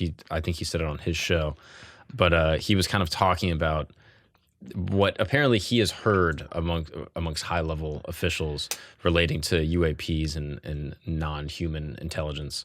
And he was sort of vague about it, but claimed that he was disturbed by what he heard and that he believes it to be spiritual in nature. Did you see this? I did. What did you think of that? Yeah, and Tucker has, I mean, when Tucker had his show on Fox, I was one of the regular contributors. So Tucker probably interviewed me about 14 or 15 times over the years.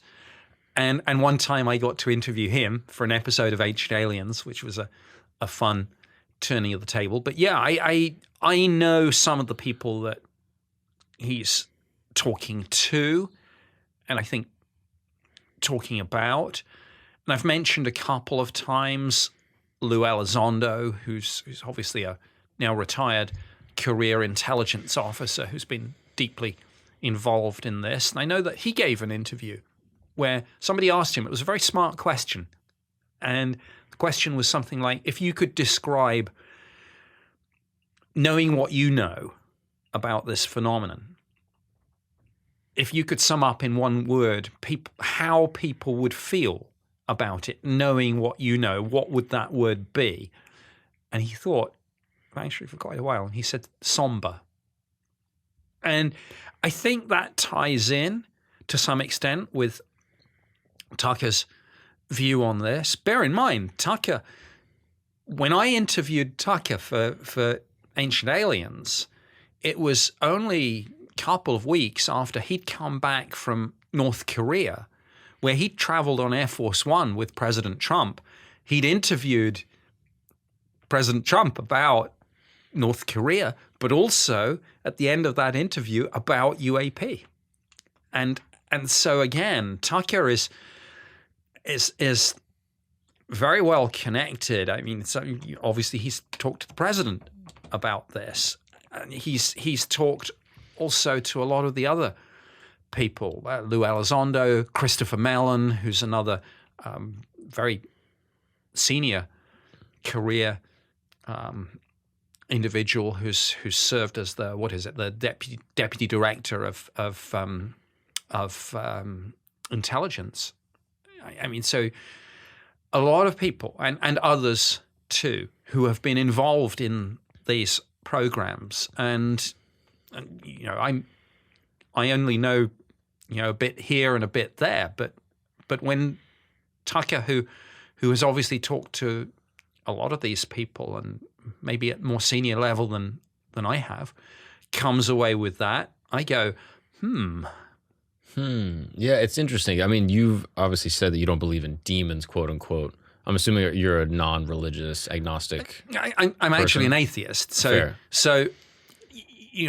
but I think the religious aspects of this are some of the most interesting and arguably important aspects, because if you broaden the conversation out into, well, whether it comes through UAP or whether it comes through a scientific discovery, whether it's Professor Avi Loeb at Harvard, Galileo Project, whether it's James Webb Space Telescope, there are rumors, I'm sure you've heard them going around now in the astronomy and astrophysics community, that either a biosignature or a techno-signature has been found that a paper has been drafted and is being peer reviewed and will be published soon.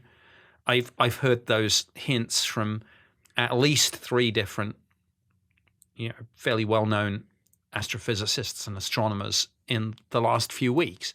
So it doesn't matter who gets to the finish line first, whether it comes through the UFO community, the scientific community. But if we have first, well, there are different phrases because there are different ways it might pan out, but disclosure, first contact, first discovery, the religious and theological implications will be profound. And me being an atheist doesn't change any of that. Mm-hmm. I mean, that's, the ripples will be immense. And therefore, that's one of the reasons why NASA, for some years now, has been funding conferences that look at the intersection between theology and UAP and astrobiology. Just to backtrack a second, what do you mean by techno-signatures? What does that look like?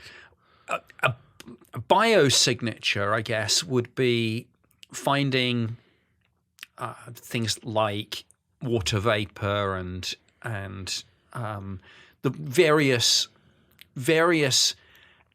more sort of chemistry, but chemistry that looks indicative of life. It's like carbon, oxygen, things like that. Yeah, but and again, I don't know enough about this to speak with authority, and I might be mangling some of the science here. But there are some things that would be indicative of life, although with a biosignature, there is always a debate about, well, could it be geological? So when you talk about, a couple of years ago, there was a paper about possible methane in the upper atmosphere of Venus that might be indicative of microbial life in the atmosphere, something like that. But then a whole bunch of other scientists said, well, it could be geological. And it's difficult to nail that down. So you've got levels of it. You've got compounds and things that could be indicative of life. Then you've got compounds, and this is the next layer up, which could be indicative of a civilization. So the sorts of, CFCs, things that you would struggle to think could be naturally occurring because they tend to be very complex things. But again, there's the devil's advocate that says, well, we don't know the chemistry on every single planetary system, could we? But a techno-signature, I think, is defined as something which would be the fingerprints of a technology. So it could be, for example, picking up something that would be indicative of a Dyson sphere, an alien megastructure. Any civilization sufficiently advanced will have huge energy needs and might meet some of those needs by constructing a large device close to its star and then getting that energy to their homeworld or a series of independently operating devices. Wow. So there are different variations on what that techno-signature might be or what it might look like. Is it I don't know, is it the light of a sun disappearing for a while, which is the way that people detect certain exoplanets, but would something be indicative not of a planet but of a megastructure? And could you tell the difference? I don't know enough about all this to speak with authority, but NASA has a whole, the phrase astrobiology has recently, not that recently now, entered the lexicon.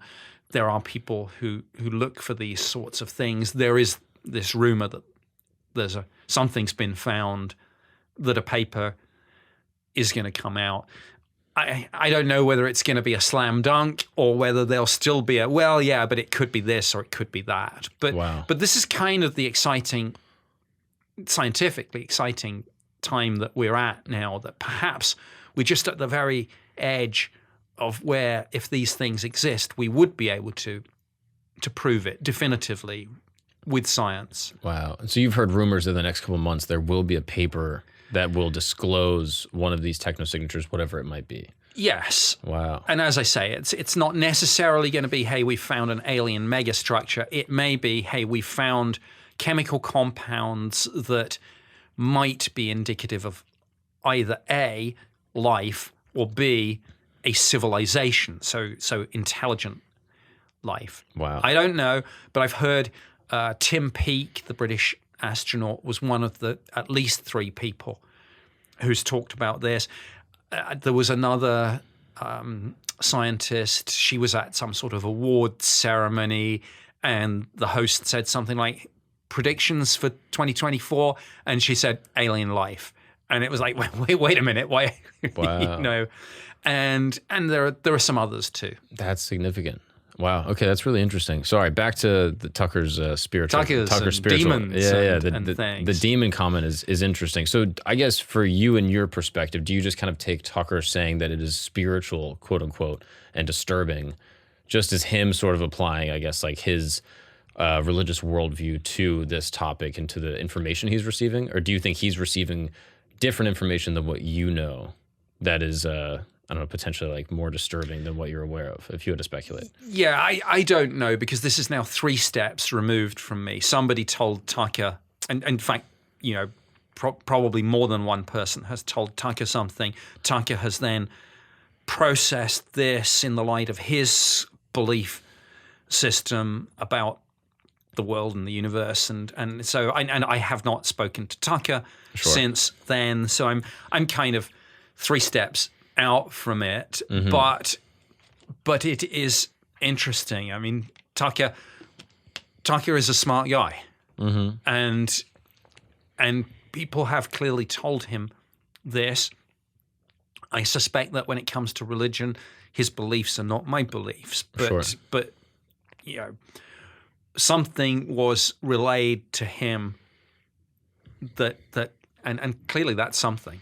Yeah, I want to discuss with you potential explanations that might be sort of like tertiary or tangential to like extraterrestrials, you know, demons, things like that. But I first just want to button up the some of the other interesting phrase in the forest incident that you were retelling. So obviously you have this Geiger counter that's reading, you know, 6.66 of the radiation. You know, if you measure the difference between the background levels and that's basically the multiplier of significance. Yes. I think you also had mentioned that there were imprints taken of the landing gear, that there were actual molds of those landing gears that were cast. That's correct. There are at least 2 that I'm aware of. I mean, they literally, it sounds low tech, but in a way, I don't think it was, and certainly it wasn't in 1980. They literally poured plaster of Paris into it, so they took a mold. Mm-hmm. And have you ever seen those molds? Have you read anything about those molds? I have. I think I've seen one. Actually, I know that. I think Chuck still has one. I don't know. People sneak these things out. I think. I don't know why it didn't. Some of the evidence got taken away by the Commander-in-Chief, United States Air Force in Europe. He flew in. Again, the Ministry of Defense file shows that CNCU Safety flew in a few days after this incident, took various items, presumably things like the soil samples, the bark and sap samples. Took their own readings, I'm sure. Took their own readings, took them back to the headquarters in Ramstein. They've now disappeared somewhere into the system. Still classified under their records. They're probably next to the Ark of the Covenant in that big... Oh, no, that's a movie. Yeah. But if there is something like that, which maybe there is, it's probably in there. But it's you know, lost at the moment. But the plaster of Paris casts have not been lost, and I've even seen them on a couple of TV shows. So, was there anything interesting about them, or I assume in my mind they're just sort of like these squarish kind of like landing gears? Yeah, they're not that interesting. I mean, I think it was the best tech they had at the time. I mean, all it really tells you is that something kind of impacted that frozen ground and drove, but it's not clear enough that you can see any real shape that you would go, that's a technology. It's just something, I don't know, something a little bit pointy or heavy or both just went into the ground. Right. And I think you had mentioned with Julian that there was hieroglyphs on the outside of this craft, Yes. according to reports. This was from Jim Peniston, who was the sergeant who got closest to this thing. He said strange hieroglyphs. He sketched them. He took some photos, which he was later told didn't come out. That may or may not be true. If you believe in a cover-up, then it's not true. But if you think, well, wait a minute, there was radioactivity at the landing site, we know that, maybe it is true. Wow. I don't know. So after he'd shot off a roll of film of obviously the landed UFO itself and close-up of the hieroglyphs, I'd love to see that if it does exist still. Again, Ark of the Covenant. He then sketched them as a kind of backup, which I guess good thinking. And he did a very rough, sort of shaky hand, contemporaneous sketch.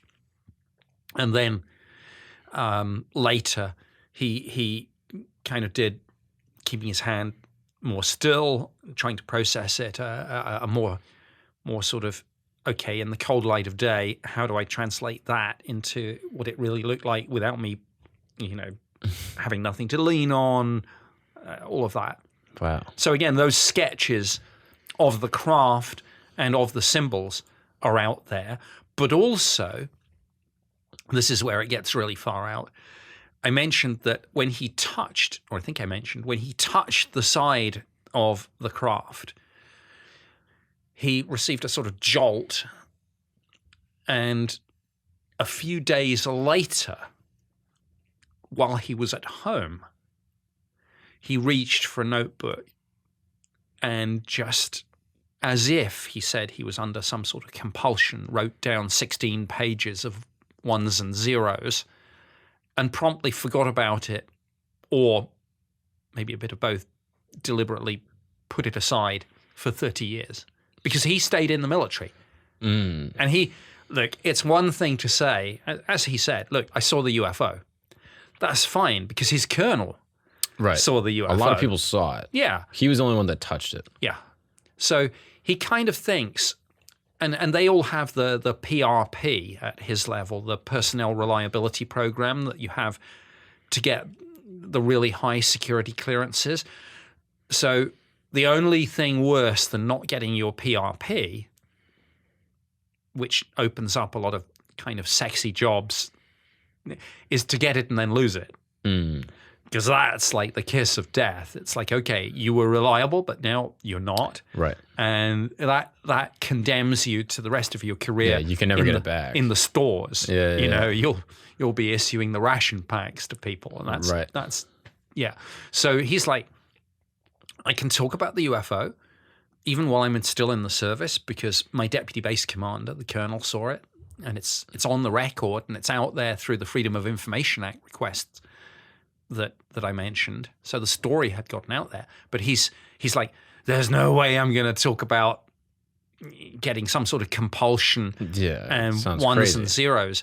And it was years later. It was 2010. So literally 30 years afterwards. And I can't remember what year he left the service, but it was long after he left. It was only then that he said, oh, and by the way, there's this weird stuff with the ones and zeros, which, of course, a lot of people said, well, that must be binary code. Right. And then he was working at the time with a TV production company. They said, well, let's get a computer engineer and somebody who knows binary, and he's, well, I'll stick it through the translator, because you can convert obviously language to binary and the other way. I mean, now I think you can do it on Google Translate or Bing Translate or any of those. You can say the quick brown fox jumped over the lazy dog, and you can translate that into binary. Right. You can take binary and translate it back. So they translated it back. Yeah, binary is just a coding language that you can basically have, letters in English represented through numbers, ones and zeros. And so this guy sits down, he writes 16 pages just in a compulsion. Of zeros and ones, which is very bizarre in general, right? I've never had a compulsion to do that. No. He writes it all down, and then they get it translated. And what does the translation say? Let me get this right. Continuous exploration for planetary advance, eyes of your eyes, origin year 8100, and then a series of geographical latitude and longitude coordinates that just happen to coincide with a number of sacred sites all around the world. The Great Pyramids, the Nazca Lines, Machu Picchu, etc. I don't know what that means. I mean, it's a little bit too, for me, it's a little bit too obvious. Right. It's a little bit too much like if you're a sort of new age spiritual person and you have your bucket list. This is everything on your bucket list. Right. If this is genuine, it's, I don't know, it's just an attention getter. Maybe there's another message deeper in. Or maybe it's his subconscious mind. Just, I don't know. I don't know what it is. And some people say, of course, it's just completely made up. Right. I don't know. I know Jim quite well. The fact that he sort of shied away from it for 30 years.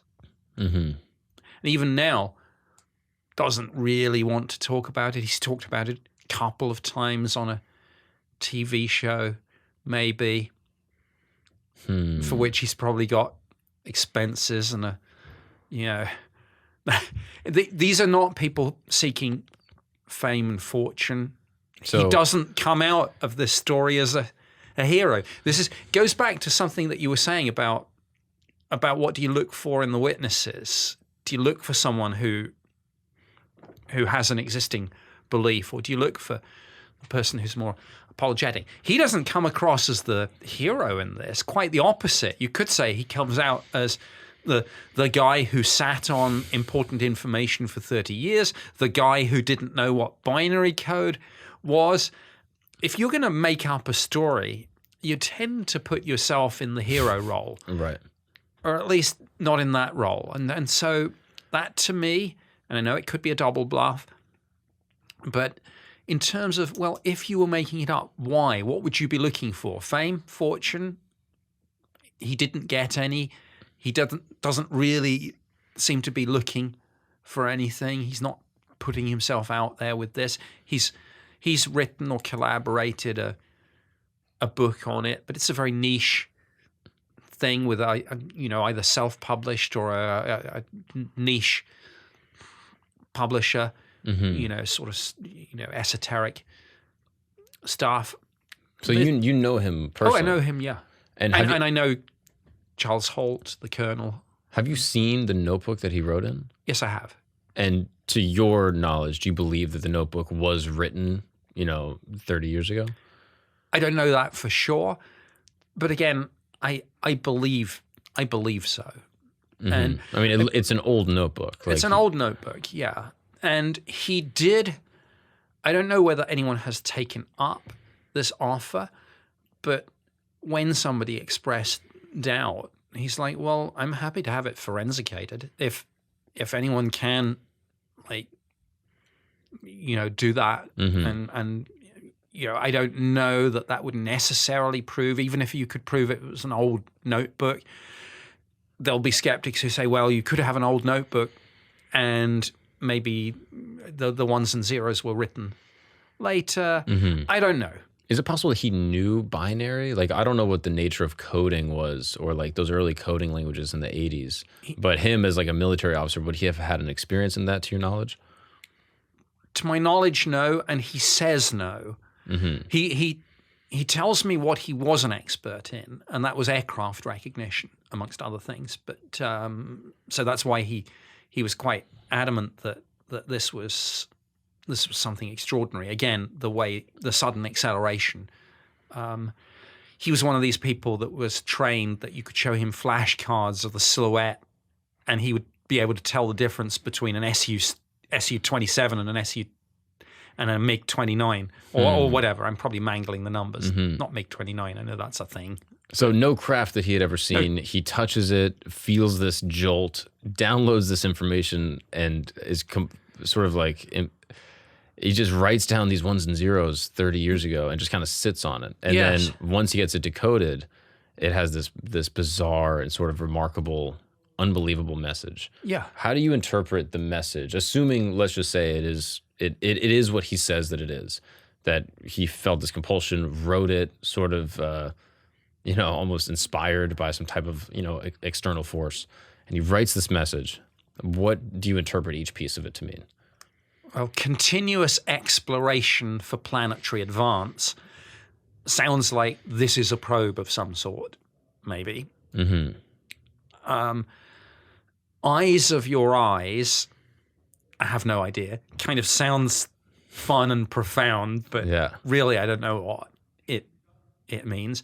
Origin year 8100 obviously raises the intriguing possibility of time travel, and that if this is an exploratory probe, it's a probe not just in space but in time. And of course, when you look at UAP and when you look at what people believe, some people believe it's extraterrestrial.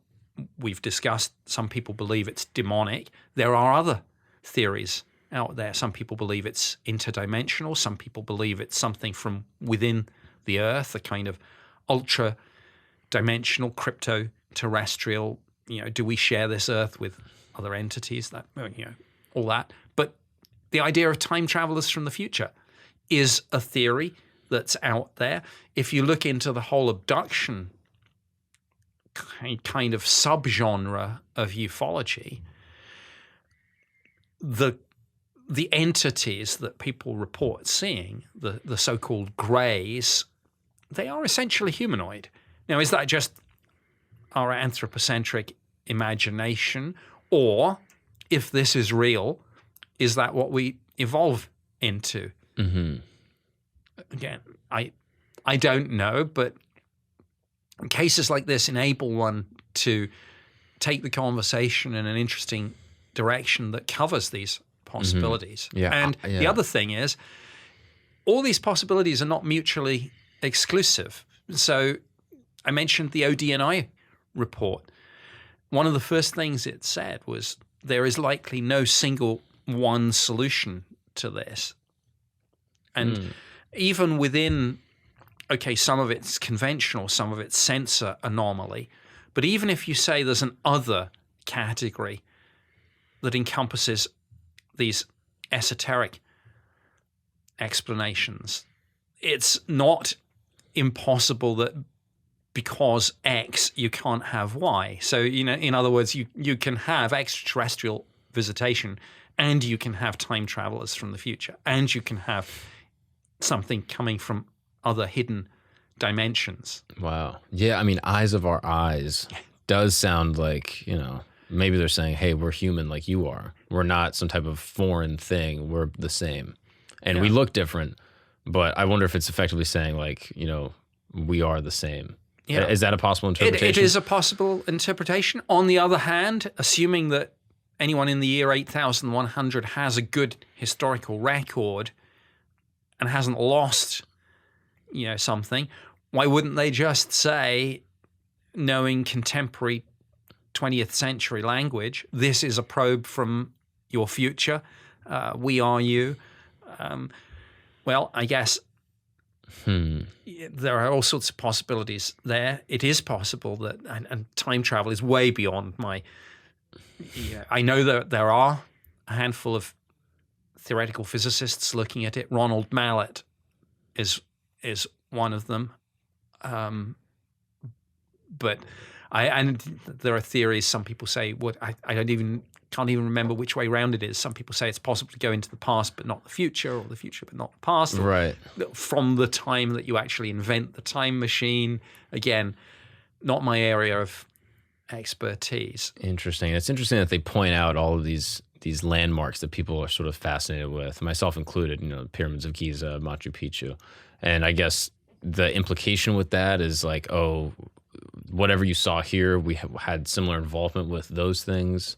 I guess like that's how people would interpret that. Yeah, and that ties in with ancient astronaut theory. Mm-hmm. And again, of course, although I tend to be on the show to talk about the more modern UAP sightings, the military ones, I am on Ancient Aliens as one of the contributors, and at the heart of that lies ancient astronaut theory, which says that we've been visited in the past by extraterrestrials who are ancestors, misperceived as gods, who they worshipped, and who were taught some things, and in honor and remembrance of these visiting gods, constructed these immense, amazing, wonderful monuments. I mean, I'm not sure that I would characterize myself as an ancient astronaut theorist, but obviously I know all the people at the heart of that community, like Eric von Daniken, Giorgio Tsoukalos, and they are fascinating people who've done a real deep dive into all this. Right. Now, as someone that approaches these things with skepticism, right? Like you talk to people, you listen to reports, and you're generally skeptical, and you're kind of like, all right, let's see if we can explain this through some other means. Your experience talking with this gentleman that recorded the binary, you don't believe that the TV production company that was involved with it in any way altered his record or, paid him or manipulated him to sort of like bend the truth in this specific case? No, he had not even planned to talk about that aspect. It was only when another contributor was reading over his shoulder, and they weren't filming at the time, but he had his notebook, and the only reason they wanted the notebook was that's where he did the sketch of the symbols on the side of the craft. And it was while he was thumbing through the book that one of the other contributors was kind of looking over his shoulder and said, "Hey, Jim, what's that?" And I wasn't there at the time, but I heard this story from both Jim and the other contributor. And it was like he was almost embarrassed, caught out, defensive. And he was like, "Oh, that's the kind of thing, the thing with the ones and the zeros." So I did not get the sense that he was. I think it was almost by accident that it got out at all. I don't think he'd planned it. So he was kind of outed. There's another complicating factor in all of this, which is that immediately after the incident, he was debriefed himself by Air Force Office of Special Investigations, as were some of the other military witnesses. And what does that mean, debriefed? Firstly, interviewed and told, okay, do an in-depth interview with an investigator and then write up a formal witness statement. So they did that. But Colonel Holt has said, and bear in mind, he's the deputy base commander, and he retired as a full colonel. He has said that some of the young men under my command at the time were subjected to what he describes as aggressive debriefings, which included the use of regression hypnosis and drugs. And this was quite unusual at the time.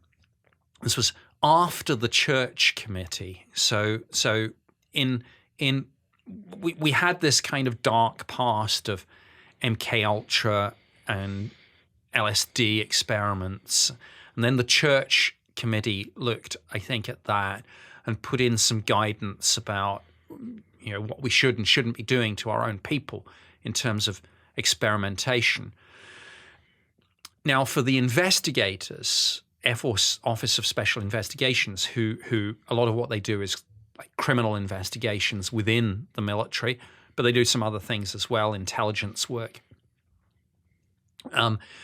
They are allowed. I've seen some of the declassified security manuals, even post-church, and they say, if you want to use drugs or regression hypnosis, you have to seek authority from the chain of command. So it does not say that they are completely outlawed. It says you need to get that approved from the higher-ups. And obviously, Colonel Holt has said this happened to some of my people, and he's pretty angry about it because he wasn't able to protect them.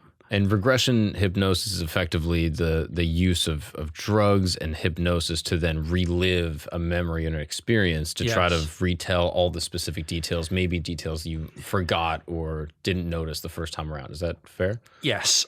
And depending on your view of why it was used, and again, they're not mutually exclusive, it's possible that investigators used it with some of the witnesses. Firstly, to uncover repressed or suppressed memories, to actually get data on what happened.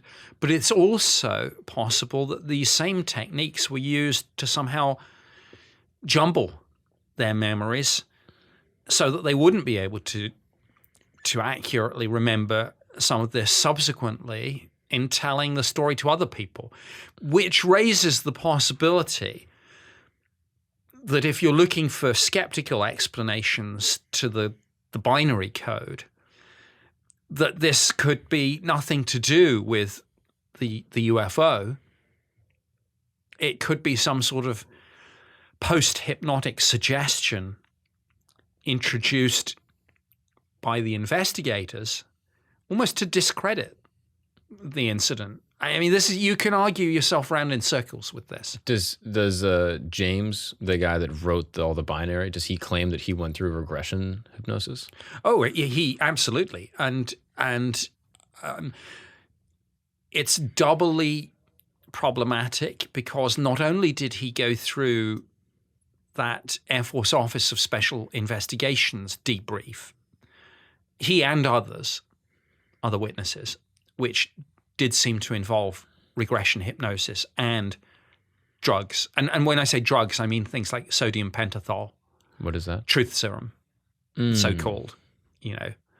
Those things that suppress your inhibitions, if you're trying to hide something, make you talk more freely.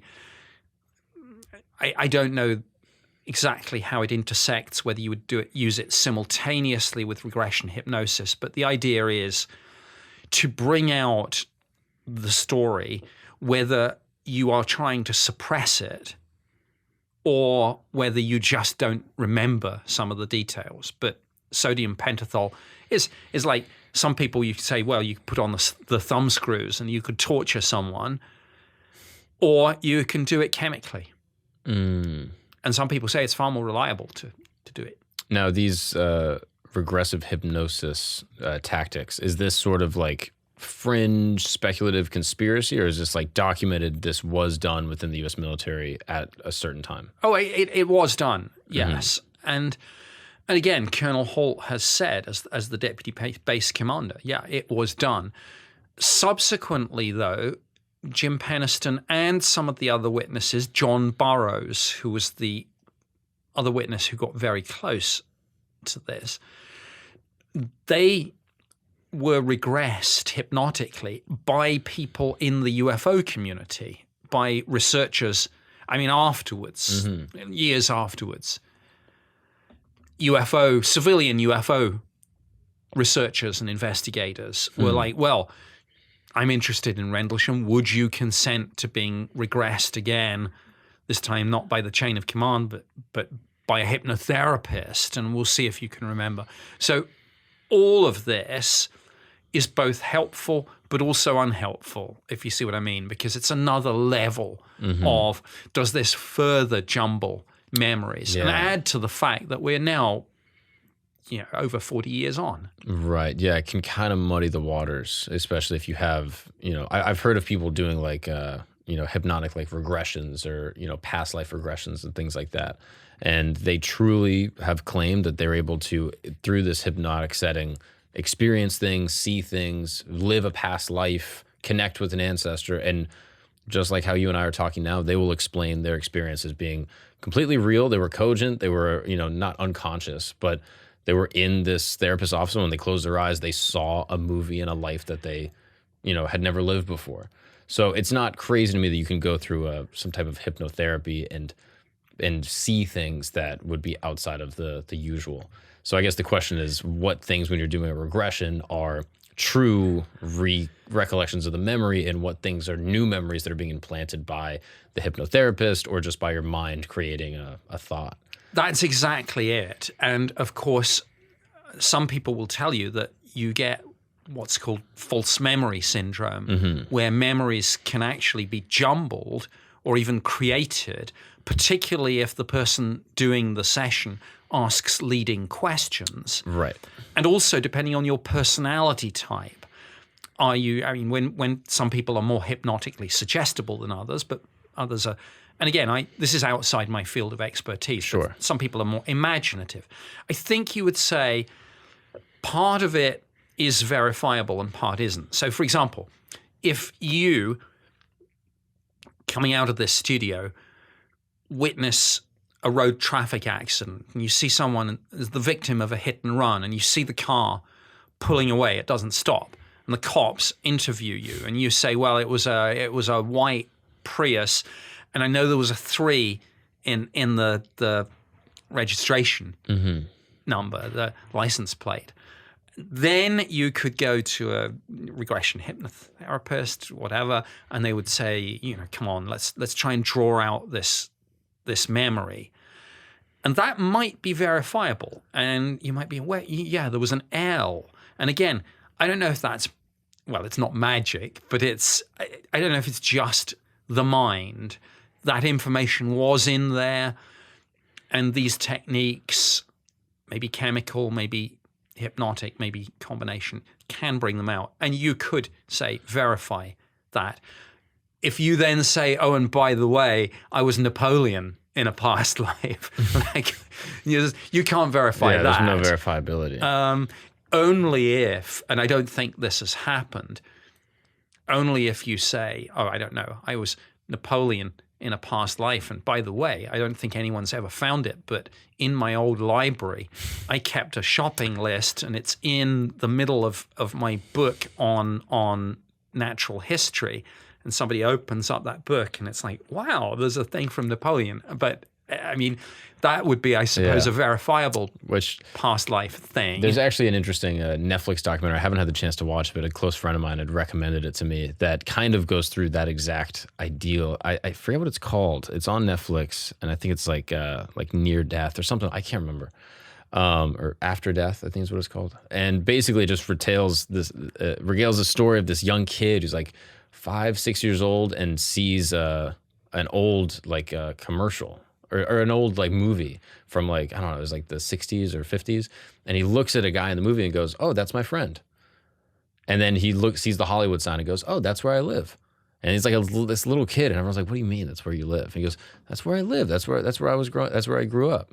And everyone's like, what? And then they go through a book where they're able to find the guy that he claimed was his friend. And he goes, yep, that's my friend. That's James. And this is my other friend, and her name's Sarah, and that's me. And he points to this guy in the book who apparently was like an old actor in like the 40s or 50s. And so he goes through the book, and he's able to then describe specific details from the man's life, that some of which are public, but then some of which were not public. And they were able to get in touch with the family of the actor and say, can you confirm that he drove this car? And they go, yes, he did. And can you confirm that, a name that they were considering for their child was this, but it actually got changed to this? And they go, that is true. None of which was public. Right. And then the most interesting detail is they asked him a question regarding his age. I think they said, how old were you when you had died? And the little kid was able to say like, oh, I was 79. And the family was like, he was actually 78. And then they went back and checked the records of his death certificate and his birth certificate, and the family was actually wrong. And he actually had died when he was 79. Wow. So little details like that were verifiable, that were very interesting. And there was like some more research that was put into it. And then as the child grew older into like, post, I guess, the age of reason, 7, 8, 9, kind of forgot a lot of the details. And these things kind of, evaporated their memory. But it's a really interesting documentary that kind of goes into this exact thing that kind of just leaves you kind of, vexed, just like, what is all that? It's very bizarre. But having some type of external validator for a past life or something would be very interesting. But again, harder to scientifically control. Yeah, but no, fascinating. And it is. You can't be interested in one aspect of this and not be interested in another. And sometimes there are these linkages that tie together. And I mean, one example was that we didn't. Obviously, our terms of reference were looking at UAP, but you can't do that and not find yourself the focal point for if there's anything weird, someone's going to send it to you. So people send you ghost stories about sightings on military bases. Of course. People call up and say, hey, I'm a psychic. I want to put my services to use for British intelligence or something. We did have a remote viewing program, actually, or a study, I should say. I did not take part in it. I had some people contact me claiming to be psychics, and I always used to do this thing. I said, okay, tonight I'm going to go home and I'm going to place an item on the top of my television set. I want you to call at 9 o'clock tomorrow morning and tell me what that object is. And people would always nobody got it right because I would deliberately choose something very abstract. So people would say, oh, it's a little ornamental pot, or is it a little figurine of a ceramic thing or whatever. And I would tend to do something really bizarre, like put a bag of sugar on the top, or something that wouldn't traditionally be on top of a mantle or a TV. Or a big pillow, something which is counterintuitive. Your poor wife coming home. Yeah. Why is the dog on the TV? I wasn't married at that time, so I could get away with this sort of weird behavior. Elizabeth would tell me off for this now. Like, what the hell are you doing? But at the time, it was okay. So I did this, but after I left, and I spoke to people in intelligence, and it's like, well, we knew historically that the U.S. government and military did have programs, Sunstreak, Grill Flame, Stargate. I think those are the names of 3 remote viewing programs that the U.S. Army and the DIA had. I think CIA too. I know, and I'm quite friendly with Colonel John Alexander, who's the guy who I think in that the movie with George Clooney, the Men Who Stare at Goats. Oh yeah. That's kind of based on Colonel John Alexander, who did a lot of the weird stuff in the U.S. Army. He's former Special Forces, did some UAP work, did remote viewing work. Fascinating guy. I know him, and he was involved in some of these programs. So we knew that the U.S. government had these programs, and the Ministry of Defense did a study, which, like I say, I was aware of it, but I did not take part in it, and it was messed up in terms of the methodology. They got all sorts of things completely wrong about what remote viewing is and how it works. But even then, and there's one declassified study, again, it was secret UK eyes only, which is just one down from top secret. Large parts of it are still redacted, but it is, or the redacted version is out there in the public domain, I think at the National Archives and or on the Ministry of Defense website. And it does on occasion say the subject may have accessed some aspects of the target. So we do these things. Interesting. And for anyone that doesn't know, remote viewing is effectively U.S. has had programs, that are declassified, that are confirmed on the record that we have attempted to use these things. Is that true? Yes. And what they've kept classified is how effective they are, right, and whether there are currently any operational remote viewing programs. And remote viewing, I guess, for anyone that doesn't know, would be similar to, I guess, what you see in Stranger Things, the Netflix TV show, in a way, where they would basically give a subject maybe coordinates or some type of place to view, and then the subject would be able to then close their eyes, and some would meditate. I guess some would use sensory deprivation. I guess there's been suggestion that they would use psychedelic drugs or something to that effect, to basically unlock the ability to view the shape or the color or the space entirely, or in a complete picture of whatever the target they were intended to look at, completely remote. So they could sit in a room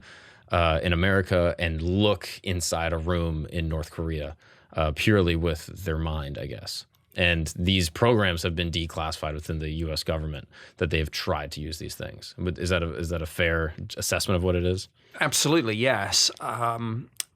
Psychic spying, they sometimes call it. And I think there are different methodologies. Some people say that the best way to do it is not to give your remote viewer the actual target. So you don't say, here's a Russian airbase, look inside this hangar.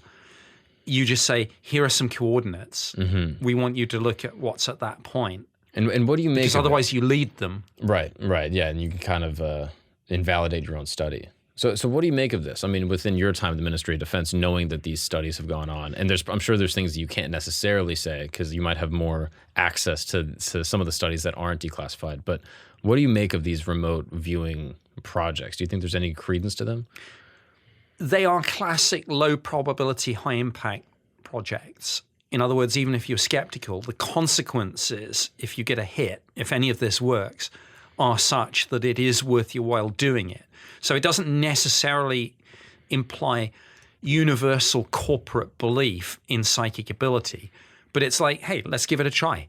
I mean, it's a dead cheap thing to do. And it's not like you do it in isolation. You have your satellites, you have your electronic interception, you have your human intelligence sources, your agents.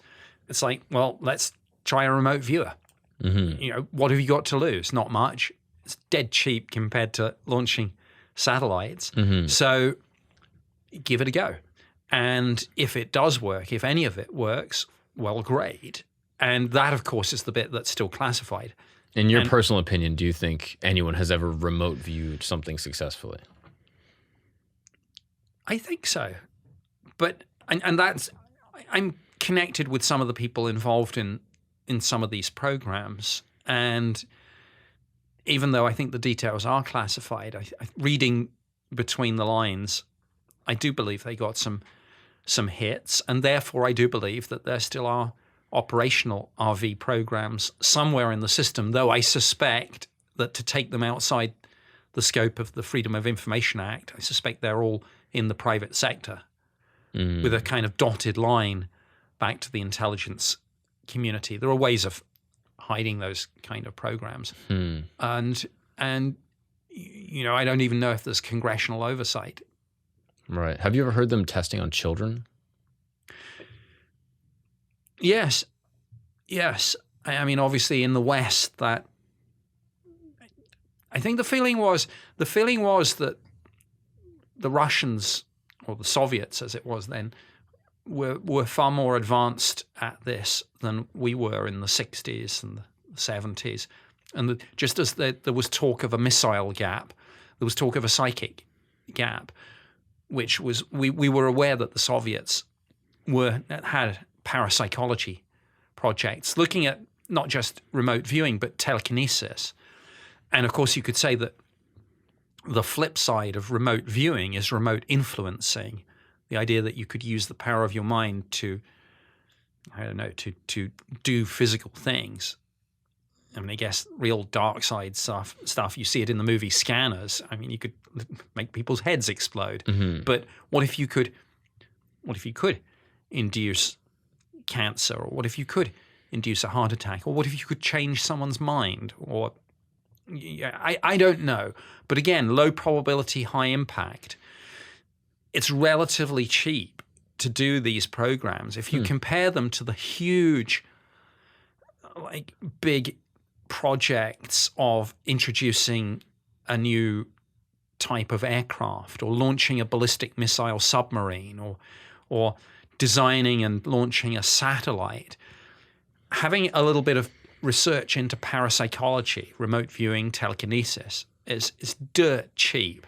That's interesting. That is an interesting take on that I have not heard. That I think a lot of people assume, oh, the government is working on a program or the government conducted a study, and the government would only do that if they knew that there was something there. So therefore, the fact that they did this study is verifiable proof that these programs are happening, that they're continuing to happen, that they were successful, that the government knows something that we don't know and they're trying to keep it from us. When in fact, it could just be, as your explanation said, low probability, high impact. Hey, let's just invest like $100,000 into this thing and see if anything comes up. And so they might just be turning over all the stones. And just because they did the study doesn't necessarily mean that it is being used, on the U.S. population, or that there's some type of larger scale conspiracy at hand. Exactly. The British remote viewing study that I mentioned cost, I think, £44,000. Yeah. I mean, there was that now, $50,000, something like that. Yeah. Okay, it was a little bit more back in the day, but it's peanuts. And yeah, compared to the U.S. military budget, I mean, it's negligible. What is it, $600 billion or something like that? Yeah, it's literally less than a penny, probably. Yeah, proportionally. Yeah. Yeah. You look at an F-35, the unit cost of that. And then you look at the unit cost of one helmet that an F-35 pilot wears, and then you say, well, can we do a classified study into remote viewing? Sure, it's chump change.